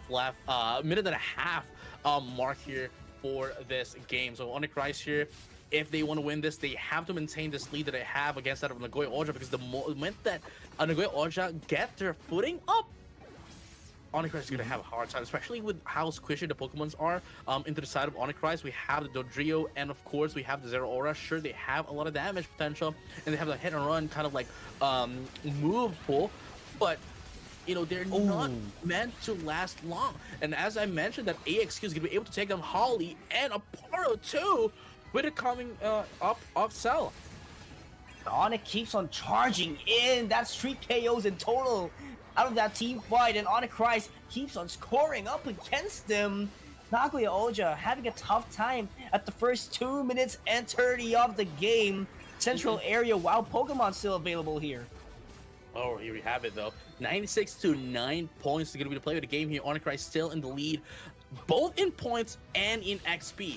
So if Onic Rise, again, if they can maintain this, they can definitely take down Nagoya Oja and really wants to have that three-way tie against them. And honestly, at this point, you wouldn't want it any other way. Yeah, you want to force that triple tie. I mean, that is the best way. You know, depend on yourself. Outcome, really. Yeah, it's the best outcome. They don't want to depend on other teams. They want to depend on themselves, and that is by taking 2-0 in this matchup. And they want to try their best here. But look at those pressures being applied from both teams. They're just playing tag. The Doublade, Yama, is going to be taken out, coming in from the AXQ. And right now, look at that. Cell going to be able to secure the Reggie Ilecki along with Zoe. Now pushing in the Reggie Ilecki. 2 points up left for it to be overcapped. And I think we're going to be seeing some overcapping here coming in from, there we go. That is Cell putting down 38 points of overcap. The snipe shot. The snipe shot coming from Siu. Just enough to take down Eeyore. And look at this. They are still not done. They are not over the first goal up top because they still want to have more. But unfortunately for them, it is Illuna going to be taken out here. Not going to be able to buy a lot of time here. And there we have it. Infinite Cyber is going to pop up, but not going to be enough of damage. They need to disengage, and they do. Actually, I was actually an opportunity, you know, for them to engage more fights. Was that Infinite Cyber goes in, but the Plasma Gate will be there, taking down Yama, the HE slash. But there is too many members left. That snipe shot can actually do the work, but a little bit too late to take down the Regis here. So they have to focus their attention on defense. But what could be the offense of Nagoya Oja in order to bounce it back? I like how Onic Rise, I like what Onic Rise is doing here right now, making sure that they are marking Nagoya Oja. You know, they need their own objectives, they need to get their levels, they need to get their points, but at the same time, not allowing Nagoya Oja to do what they want to do. You know, making sure that they can mark them down, not allow them to get their XPs up. But you know, they're not gonna be running in their the Perishong for Illuna, instead going in for the Bubble Beam, just as a disruption instead. I mean, with that being said, you know, like, we can see how much, you know, they might not have the firepower enough to take them out, but they are making it work still. It's just gonna be taken down though, along with Zoe. No more defender, and they need to disengage right now. They don't want to give as much XP to Nagoya Oja. They don't want that to be the case here. Here comes La Press Express coming out, just retreating. What's gonna happen? There you go. Bumps into the Absol. And nothing follows. You know, that's just a way in order for you to get out of the team fight and, you know, to do a little bit of a damage, because you know that you're safe. You're not gonna get KO'd immediately. So why not just invest on it, on something that you could convert on? But on the other hand, Onic Rise here, a little bit too late on the Regieleki. They're too focused on this fight all the way down the central area. Midnight Slash won't have enough value, but Nagoya Oja gets the Regieleki for their own. But there is the follow-up KOs that Onic has been keeping an eye on. You know, I was about to say that, hey, Onic Rise are a little bit too late here for the Regieleki, but I guess that's what they're aiming for. Get in a little, delay their arrival coming up top, just so that they are going to be able to get in there in time to finish the job against that of Nagoya Oja. Sure, you know, you may have the Regieleki, but we're going to take you down. Taking you down, getting those XPs, getting those KOs is what Onic Rise does want. They want to be, you know, ahead of XP. That's why, you know, they go for those fights whenever they can. Like, they don't worry that to score that much, simply because they know that they are still ahead. They still have that tier 1 goal, so that is just a simple sign that they are so much ahead in terms of point department here. And here we have it. Another team fight here is going to be coming up here. It looks like Reggie Rock is going to be going to the hands of Nagoya Oja, obviously, you know, with the positional advantage as well. They're going to be able to secure it. But then again, is it going to be enough for them to answer back to Onic Rise? Still, you know, 234 to 181 is not a lot of a lead. But with how Onic Rise is playing right now, definitely rising up to the steps. And now Nagoya Oja is on the deficit. But what they need to do now is maintain this until the Rayquaza. And even then, even if Onic Rise is on the lead, Nagoya Oja can still usually flip the Rayquaza against them, which is going to be quite detrimental for Onic Rise, just because of the fact that, again, they have the complete control, well, not complete control, but they have most of the control of the game, and if it's just going to be destroyed by the Rayquaza, all of it for naught. Yeah, I totally agree. And not just that, whenever Nagoya Oja flips this game overall, they will be, the chances of them getting back into the playoffs will be difficult, will be almost hopeless. But here we go, Nagoya Oja starting things off. They take down Luna before the final stretch, and they want to wipe them out. But Yama was taken down immediately. Midnight Slash will be there, but the value will not be enough. Side strike to take him down. 3 members left for Nagoya Oja, but also for Onic Rise. But Eeyore is still up ongoing, just roaming around in circles. 2 members left, 2 defenders only for Nagoya Oja. What can they do? Eeyore backcapping, Lapras Express just to stop them, buying a little bit of time here for their teammates to arrive once again and finally take down this Rayquaza. I think Onic Rise would want to take this, or at least put all the points down to Eeyore so that they can, divide it into 3, getting a bit more score. Yeah. They just need to defend this, though. They just need to defend this and allow Eeyore to score as much. Yeah, that's all they need. They should buy a lot of time. They should get out of the Rayquaza spit. They just need to guard it. No, here we go. They still have a minute left. They still have a minute left. They can burst down the Rayquaza. The question is, who's going to be able to get it? Oh my goodness! It goes to the side of Nagoya Oja. That's what we're talking about. They cannot give it up because the flip 181 to 236 or whatever the score was is not going to be enough for you to go up against against that of Nagoya Oja. It could still be a flip, and that is what happened. The flip coming in from Nagoya Oja, everything was all for naught from that of Onic Rise. They had a complete control of the early game to the mid game, going over to the Rayquaza, but unfortunately Nagoya Oja was able to think ahead, saw this a mile away, that they can and will take the Rayquaza for themselves. 386 to 725 with only 80 seconds left is not going to be enough time for Onic Rise to catch up to Nagoya Oja. Unfortunately, Nagoya Oja takes in game number 1 against Onic Rise. And Nagoya Oja is going to be the 3rd team from Japan advancing into playoffs, ladies and gentlemen. What a sight to see, what a flip, what a turnaround. It was actually Onic Rise who was controlling majority of the game, but one fight was enough to flip it around. Oh wow, look at them. They are exhausted. They were happy. They're shocked too that they were able to secure that Rayquaza. But honestly, the way that they bought time for themselves is just phenomenal. Yeah, really awesome stuff. I mean, we're going to be taking a look at the damage department. Man, it's just Holly. Iro is doing their job. Look at that. Damage taken, recovery. It's all on them. And the damage, look at that. Almost around 75% of the damage came from 3 members of Nagoya Oja. Yeah, I mean, look at that, though. Look at this. 78k coming in from Siu. We have Aporo with 54k. And look at that. This is Yama with 80k.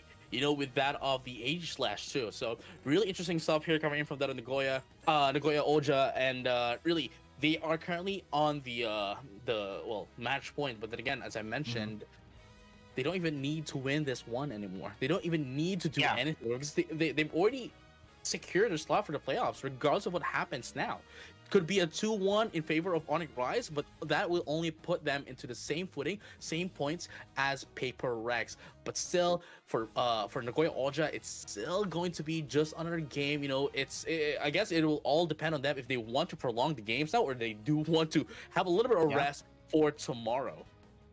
Yeah, very quite unfortunate because we already have the results for Paper Rex up against Little Dream Factory. We're in Paper Rex won in a dominant fashion, 2-0. So. With that being said, Onic Rise, despite on what's going to happen on this game, they cannot secure their playoff spot if we will follow the same format that Alter Ego and Fennel did have as well. So, if we're going to be basing our win over the other ratio, it's going to be, Paper Rex emerging victorious on the pointy system. Yeah, but we have to still wait for some updates as well.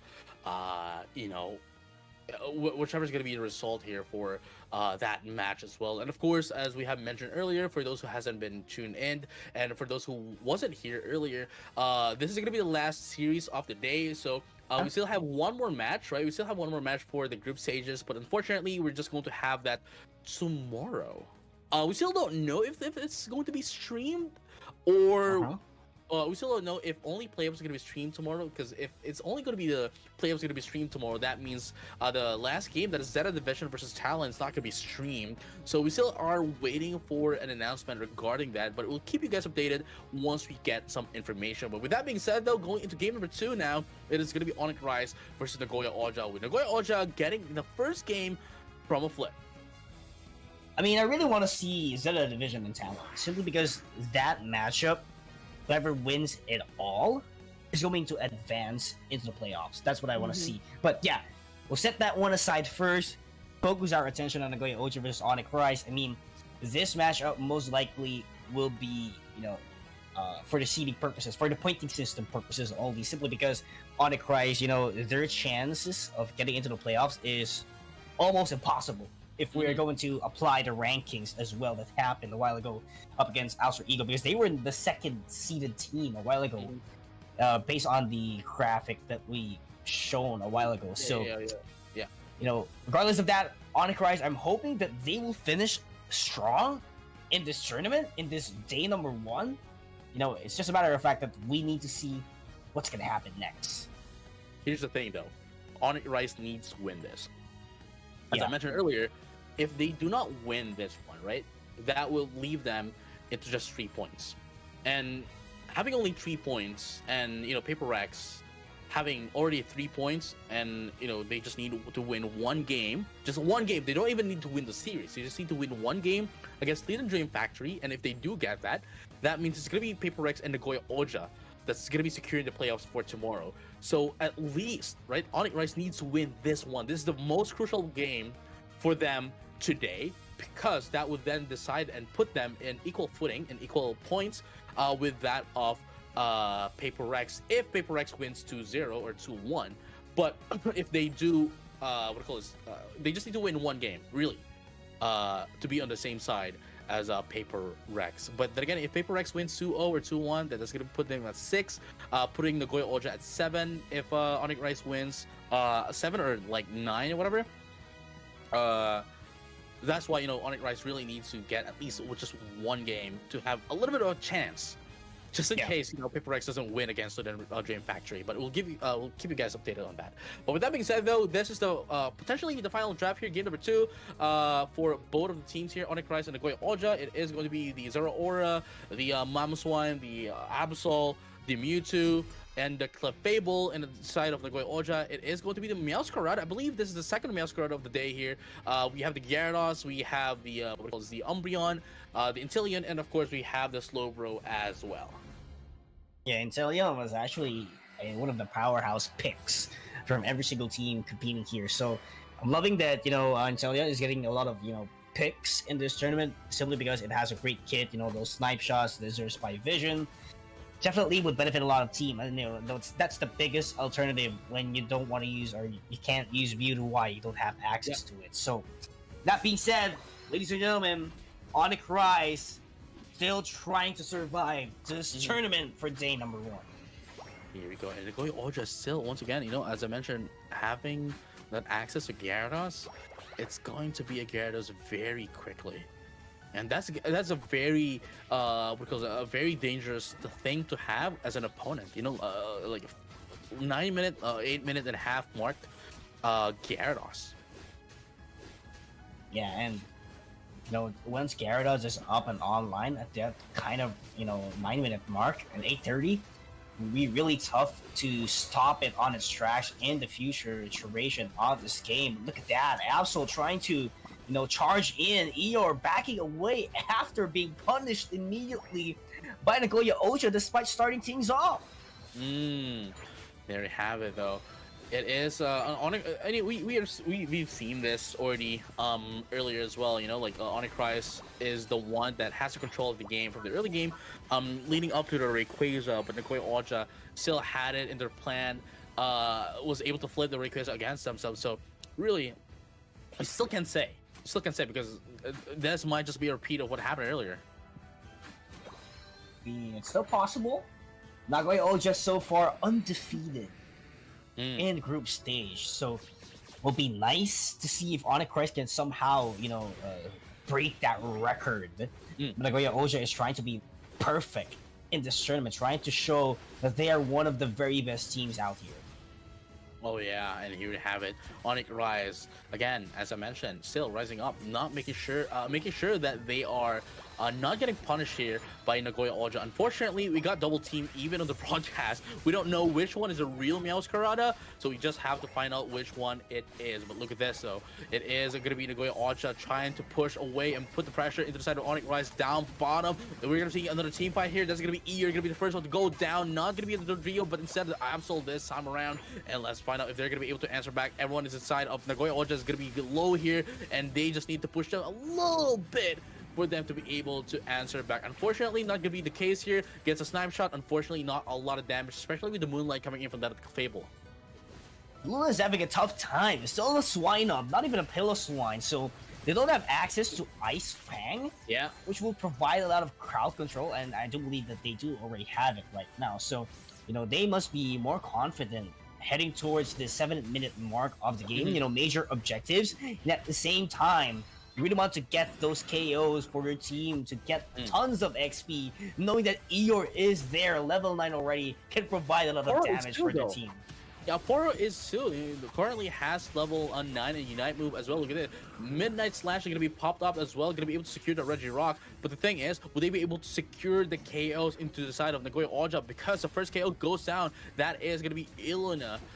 But there you go. A little bit of disengage here. It's going to be the play of the game here for Onic Rise. They don't want to overextend. But with that being said, despite them securing the Regirock, Nagoya Oja gets a handshake with the Regieleki. And that was what we expect, If you can't get the objective, might as well, shift your attention to the other way around, because you don't want to lose completely in terms of objective tape. You have to make sure that you do have a trade, and at the same time, you could go head-to-head on the XP department, so you could definitely flip later on, just like what Nagoya Oja did during game number 1. No, yeah, and look at this. Onic Rise is definitely the one putting down the pressure right now, but look at this. Aporo just waiting there menacingly, gets the double team. Not gonna be enough though. No follow-up, no ally, almost gonna take out. Plasma Gale's gonna be popping up there, but still not gonna be okay, never mind. It's gonna be enough for them to take down Skew, currently at the very low health right now. Azure Spice is gonna be popped up as well. Eros gonna be taking down Eeyore. It's a 2-for-1 trade here for both of the teams here in favor of Onic Rise, but Onic Rise is going to be the one with the deficit, getting pushed down here by Nagoya Oja despite having the numbers advantage. And this is getting tougher and tougher for Onic Rise. This is actually different from game number 1, because Nagoya Oja is actually controlling the rhythm already at the first half of this game, at least at the head of the first half. So Onic Rise, they need to find a room. They need to force a KO here. But Nagoya Oja sticks together. That is the hard thing, that, they cannot see a room for them to get easy KOs. Oh yeah, I totally agree with you. And with that being said, though, 102 and 144 points as well in favor of Nagoya Oja. And Nagoya Oja still not only with the points, but also with the XP lead as well. So this is definitely a deficit into the side of Onic Rise. They need, as you have mentioned, need to get a little bit of a KO here, get their XPs up as well, especially Ilona here, currently at 4 minutes and a half left into the game, still a Piloswine rather, and still does not have access to Mammoth Mash. And look at that, it's gonna be 3 KO, easy KOs for Nagoya Oja. Gonna be able to push down. Finally, the first is gonna go down bottom into the side of Onic Rise. Everything seems to be not working already for Onic Rise right after their, first 2 minutes of the game. It seems like they're having a difficulty in, deploying those Unite moves, though their timing is way too off, because if you saw a while ago, like Eeyore, popped off his Midnight Slash, but gets cancelled immediately simply because he was knocked out. But right now it's up and going, it's up and available. They need to find a room. I would say find a room for a team fight, find a room for a pick off, because that is what they need. Room, yeah, pretty room. Yeah, here we go. Or a free KO at least. Yeah, a minute and a half. is left here for the game for before the Rayquaza comes up. Look at that, Midnight Press is going to pop up as well here. Mammoth Mash finally comes into play, but Midnight Slash is going to be the play of the game here. Eeyore is not going to be able to put down anyone into the side of Nagoya Oja. Iluna is going to be the one going down. Cell is 2 for 2 trade here. Aparo and Hall is going to be taken down as well. But look at that, they are still not done. Eero is going to be taken down, and Yama is 2. Siu is going to be the only one left here. But the question is, would they be able to survive? Yes, they do have the mobility, and they are going to be able to get away and live for another day. This might be the chance that Onic Rise has been looking for, and perhaps the thing that would make them win game number 2. But then again, you still cannot dismiss Nagoya Oja. This is what happened game number 1 as well. They were on the deficit, they were on the disadvantage, but still able to win by buying some time and taking down the Rayquaza. Now in 10 seconds, the Regibottom is going to be coming up. That was actually well played for Onic. They were looking for a room to KO, and they really did use that tier 2 goals on top path really well for them to, regain some HP while doing the fight up against Nagoya Oja. So that is what they were looking for. Eeyore was able to level up as quick as they can, equalize the XP department in terms of the damage dealers on their team. So we can definitely say that they can take this final fight in Rayquaza's pit, or they could just zone everyone out from Nagoya Oja and potentially do a flip. And here you have it. We are going to be finding out the answer to that question, Yules, in 2 seconds as the Rayquaza is going to be coming up. Nagoya Oja here still has to lead with more than 50 points. 60 points exactly. And they would know that there is a bit of a, a disparity with the notification as you see for both of these teams. But they still don't know which one is in the lead. They just know that there's a disparity and not much of a lead is there. And here we have it. The final team fight, perhaps the final team fight of this matchup. If Nagoya Oja wins the team fight, then they will be definitely going to be taking in that Rayquaza, and of course, consequently, is going to be the game here.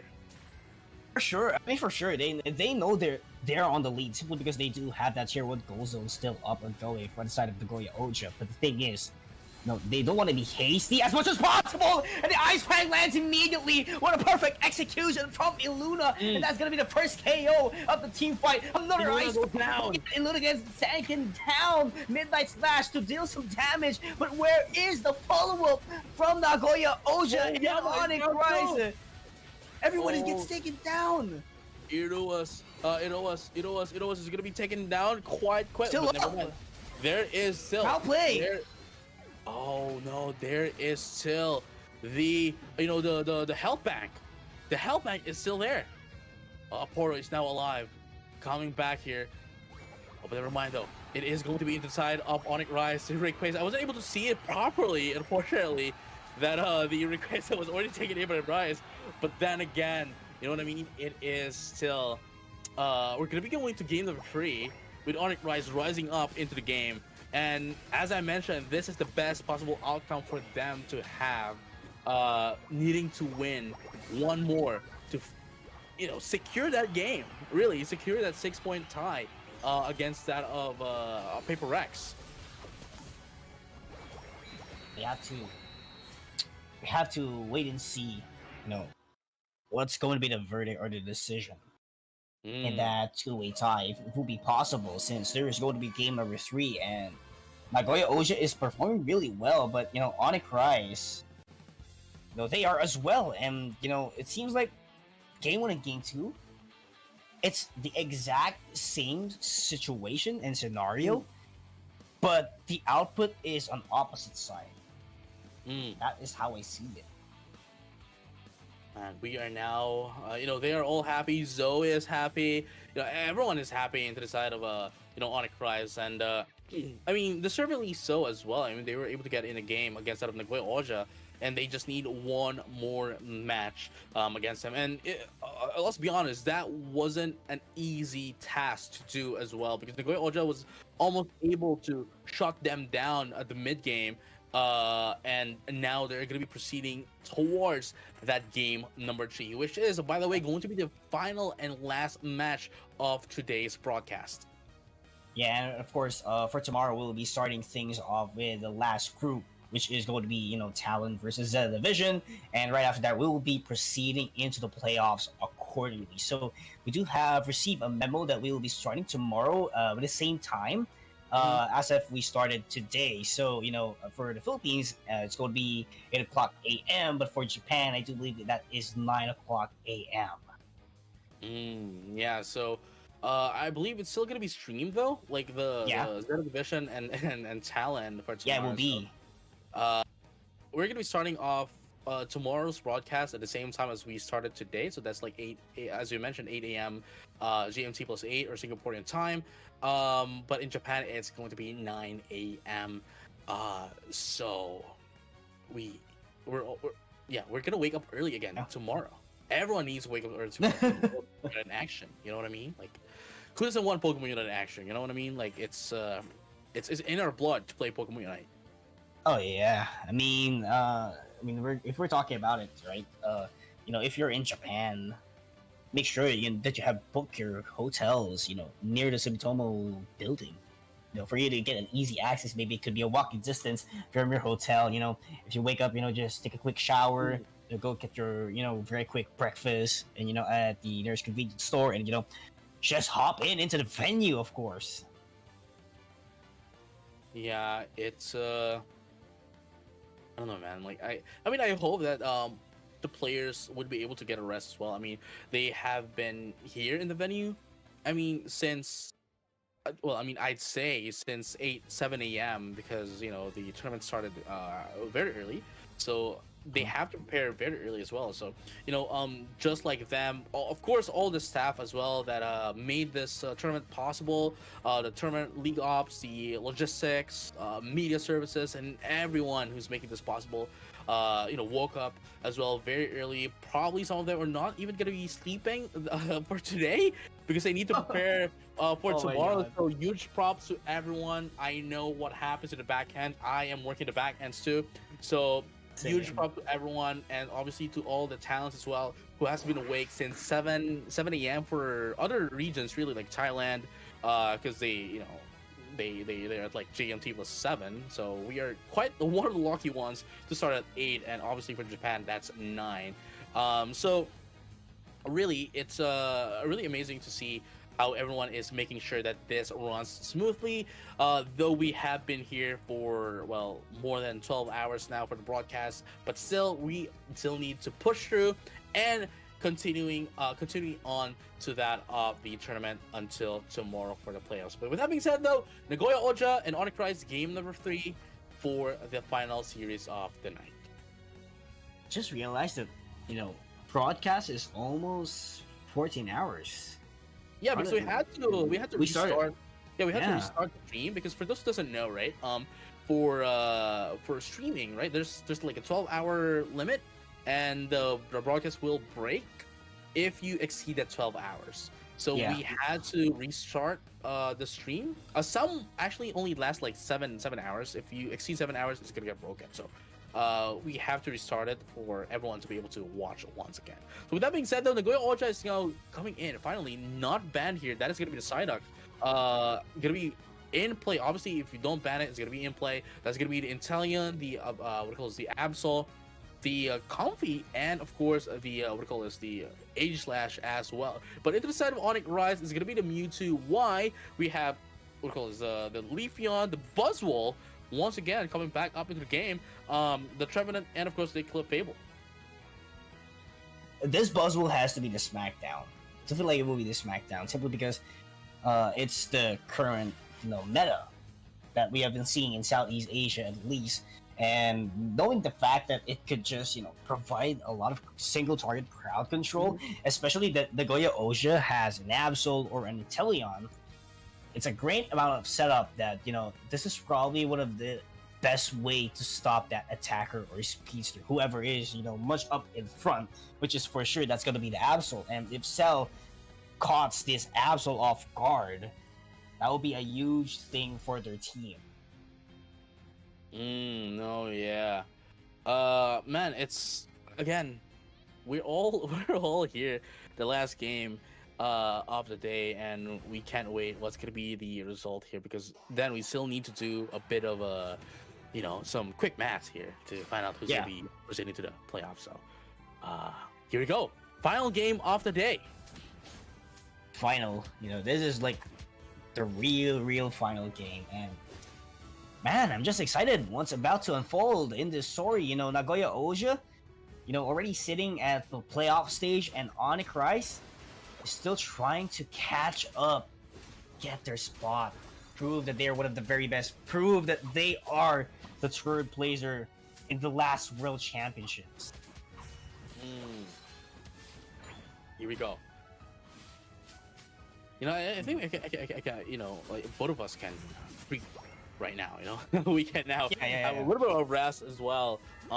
As we see this final game unfold.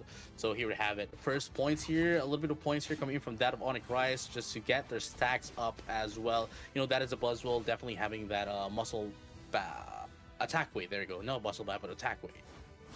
I mean, if you do have the attack weight, you need to score multiple times for you to stack up those base attack that you do have, and you want it to be completed as early as possible. That's 6 times, 6 times that you do have to score, and it's not. It doesn't matter how many. You just need to score. Yeah, just need to score. It could be 1 point. You just have to score. But here's the thing.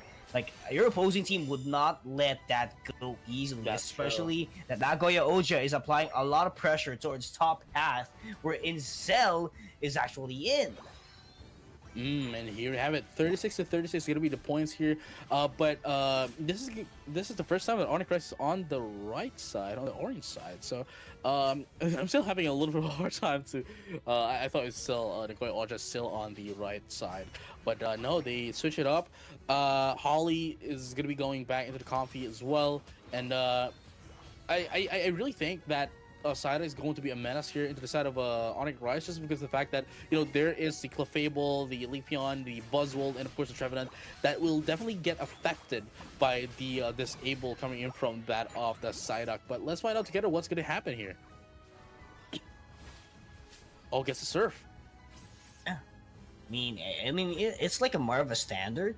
I mean, side is very flexible, but that surf is, being used. You have mobility, and at the same time, just push back everyone else when you release that surf of yours. But 30 seconds. We're looking for the major objective. Also, the Swabbles and Ocharias will be up at 720, I do believe. And that is just a great response from Nagoya Oja. They want to brawl all this out and get those XPs that they need. And they're going to commit into this fight. But they managed to grab the toe blade and get the KO that they need. That's going to be 2. Midnight Slash will be there. 2 KOs. What a turnaround for Nagoya Oja.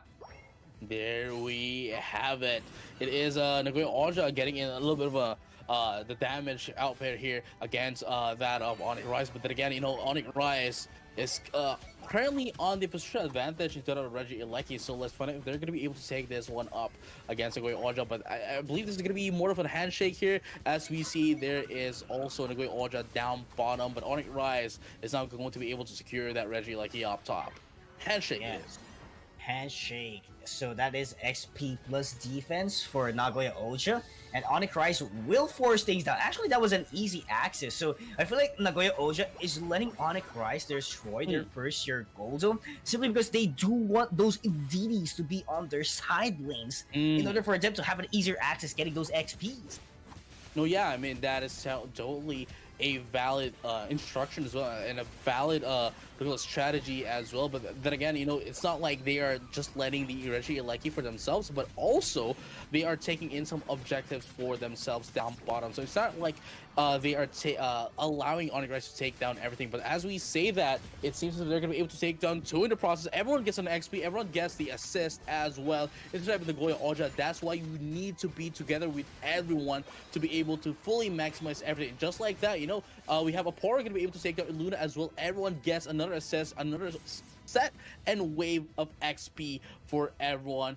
Going to have a huge advantage against that of Onic Rise.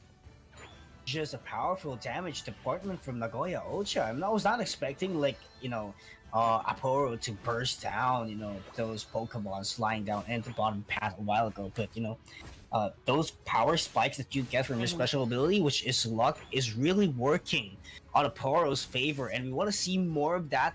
Especially the 25 seconds, we'll get another major objective. So this can be a handshake but I do feel like Onic is eyeing on buffs instead of scores. And here we have it. 151 is going to be the score of the game here for both of the teams, but it is Nagoya Oja that got 151 first. So if we ever end the game at 151, you know, Nagoya Oja is going to be the one that wins this. Because for those who doesn't know, if you tied in score, whoever gets to the score first is going to be the one that's going to be considered to be the winner. But I don't think that's going to be the case here. But just in case, at least we now know what's going to happen here. Infinite Cyber into that of the Buzzwole. And of course, we have the oh man, like no, Nagoya Oja has been wiped out. I didn't need to even say the Unite move's name because it's quite a mouthful, especially for Buzzwole. Ultra Swole Swarm, there we go. Into that of the infinite power, sorry, full power Sai. But unfortunately for them, Nagoya Oja is going to be wiped out. That was just a perfect timing for the infinite Cybern to be popped off, knowing that it does provide a stun as well in order for you to stop the tracks of your opponent. But oh my goodness, what a grab once again, being able to take down Yama in that fight. But there has been a 50 points conversion as well in bottom path. Onic Rise is doing a lot here.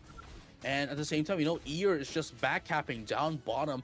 Was able to put down 50 points as well for those who wasn't able to see. But look at this, Nagoya Oja right now going to be able to secure the Reggie Ilecki. It's fine. You know, we still have a minute and a half before the Rayquaza. And Onic Rise does have a bit of a, you know, advantage here and would still be able to push down Nagoya Oja while allowing Ear to come from behind. There we have it.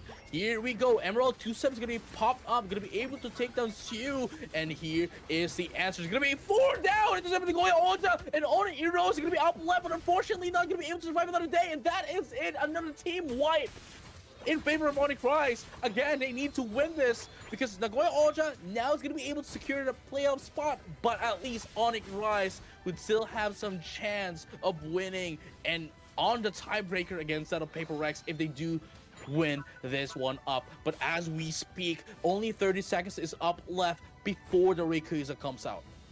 Man, it's just Onic Rise is looking good, but they need those Unite moves to be refreshed immediately. They do have 3 Unite moves unavailable in 2:30 of the game, while on the other hand, Nagoya Oja still has a lot of Unite moves. They can actually still get the bottom path objective, and if that's going to be Registeel, or it's actually a Regirock, so that's defense, which is a great additional as well for them. But it could have been a Registeel, and the Nagoya Oja gets it. You know, they can somehow, they can wipe out Onic.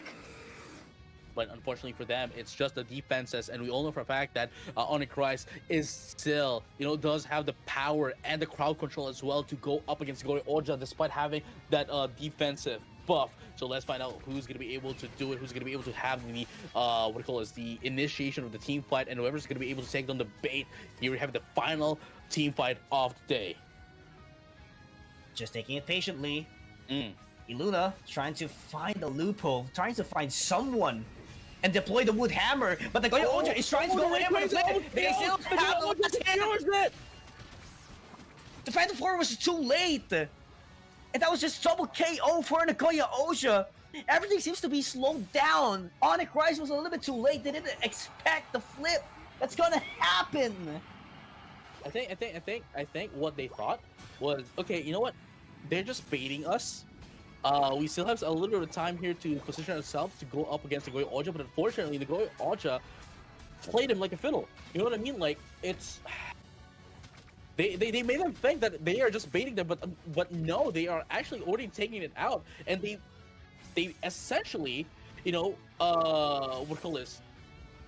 wasted no time at all. It was very quick that they were able to take in that Rayquaza. Yeah. What a strategy from Nagoya Oja, being able to outsmart Onic. They took the bait. It wasn't actually a bait.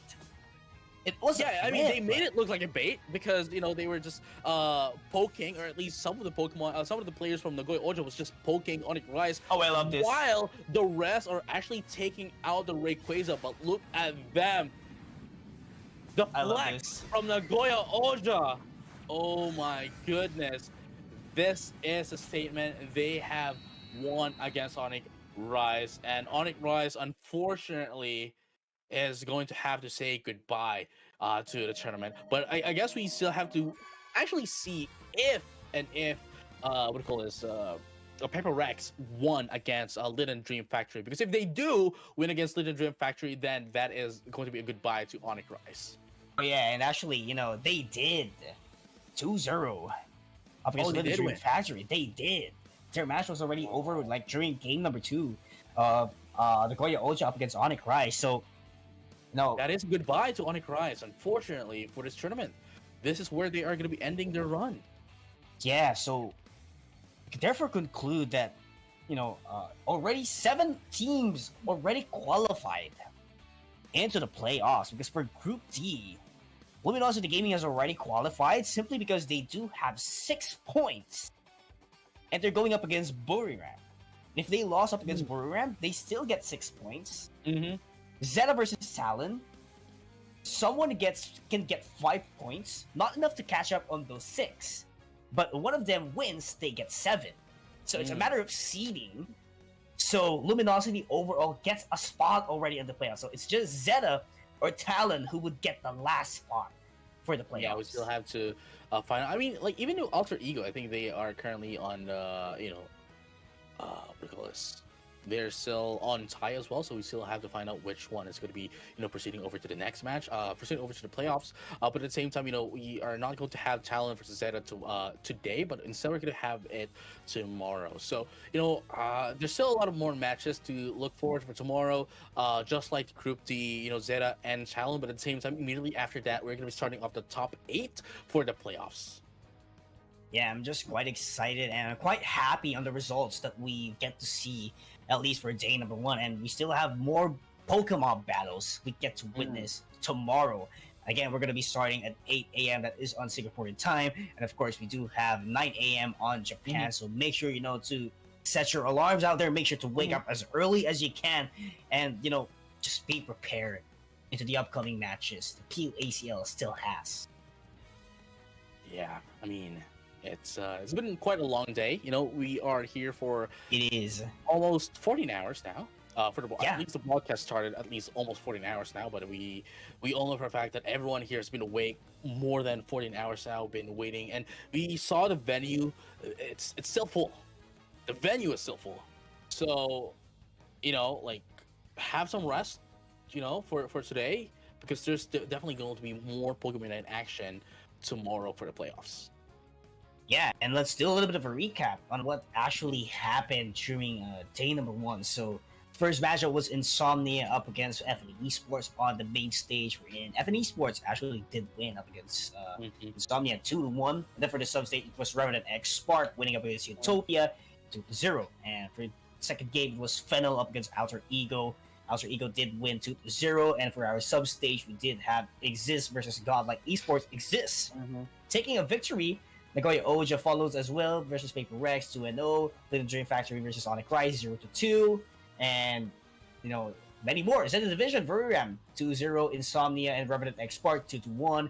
Fennel and Godlike 2-0. Nagoya Oja and Liten Dream Factory 2-0 as well. ZETA Division and Luminosity 1-2. Insomnia and Utopia 2-0. Fennel and Igzist 2-1. And Nagoya Oja 2-1 as well. Yeah, I mean, again, it has been quite a long day. We have had 13 games. 11 games. Yeah. Would have been 12, but we had would have been 12. But the 12th match for the group stages is going to be held tomorrow, as we have mentioned. So it's been quite a long day. We are just going to be, we're not going to have the interview anymore for for the last winner of the night. It's going to be, Nagoya Oja. But this time, though, again, as we have been saying, please tune in tomorrow. We still have an early day. We are going to be here at 8 a.m. Singaporean time, Malaysian time, Philippines time, or 7 a.m. Thailand time, Indonesian time, or 9 a.m. for Japanese time. So make sure to stay tuned, because we'll be here at all the time zones. So don't go anywhere. We'll be right back tomorrow for more Pokemon action, only here at Pokemon Unite Asia Champions League 2025 Finals. My name is JJ, and with me is PKUs, and we'll be seeing you tomorrow. Peace out.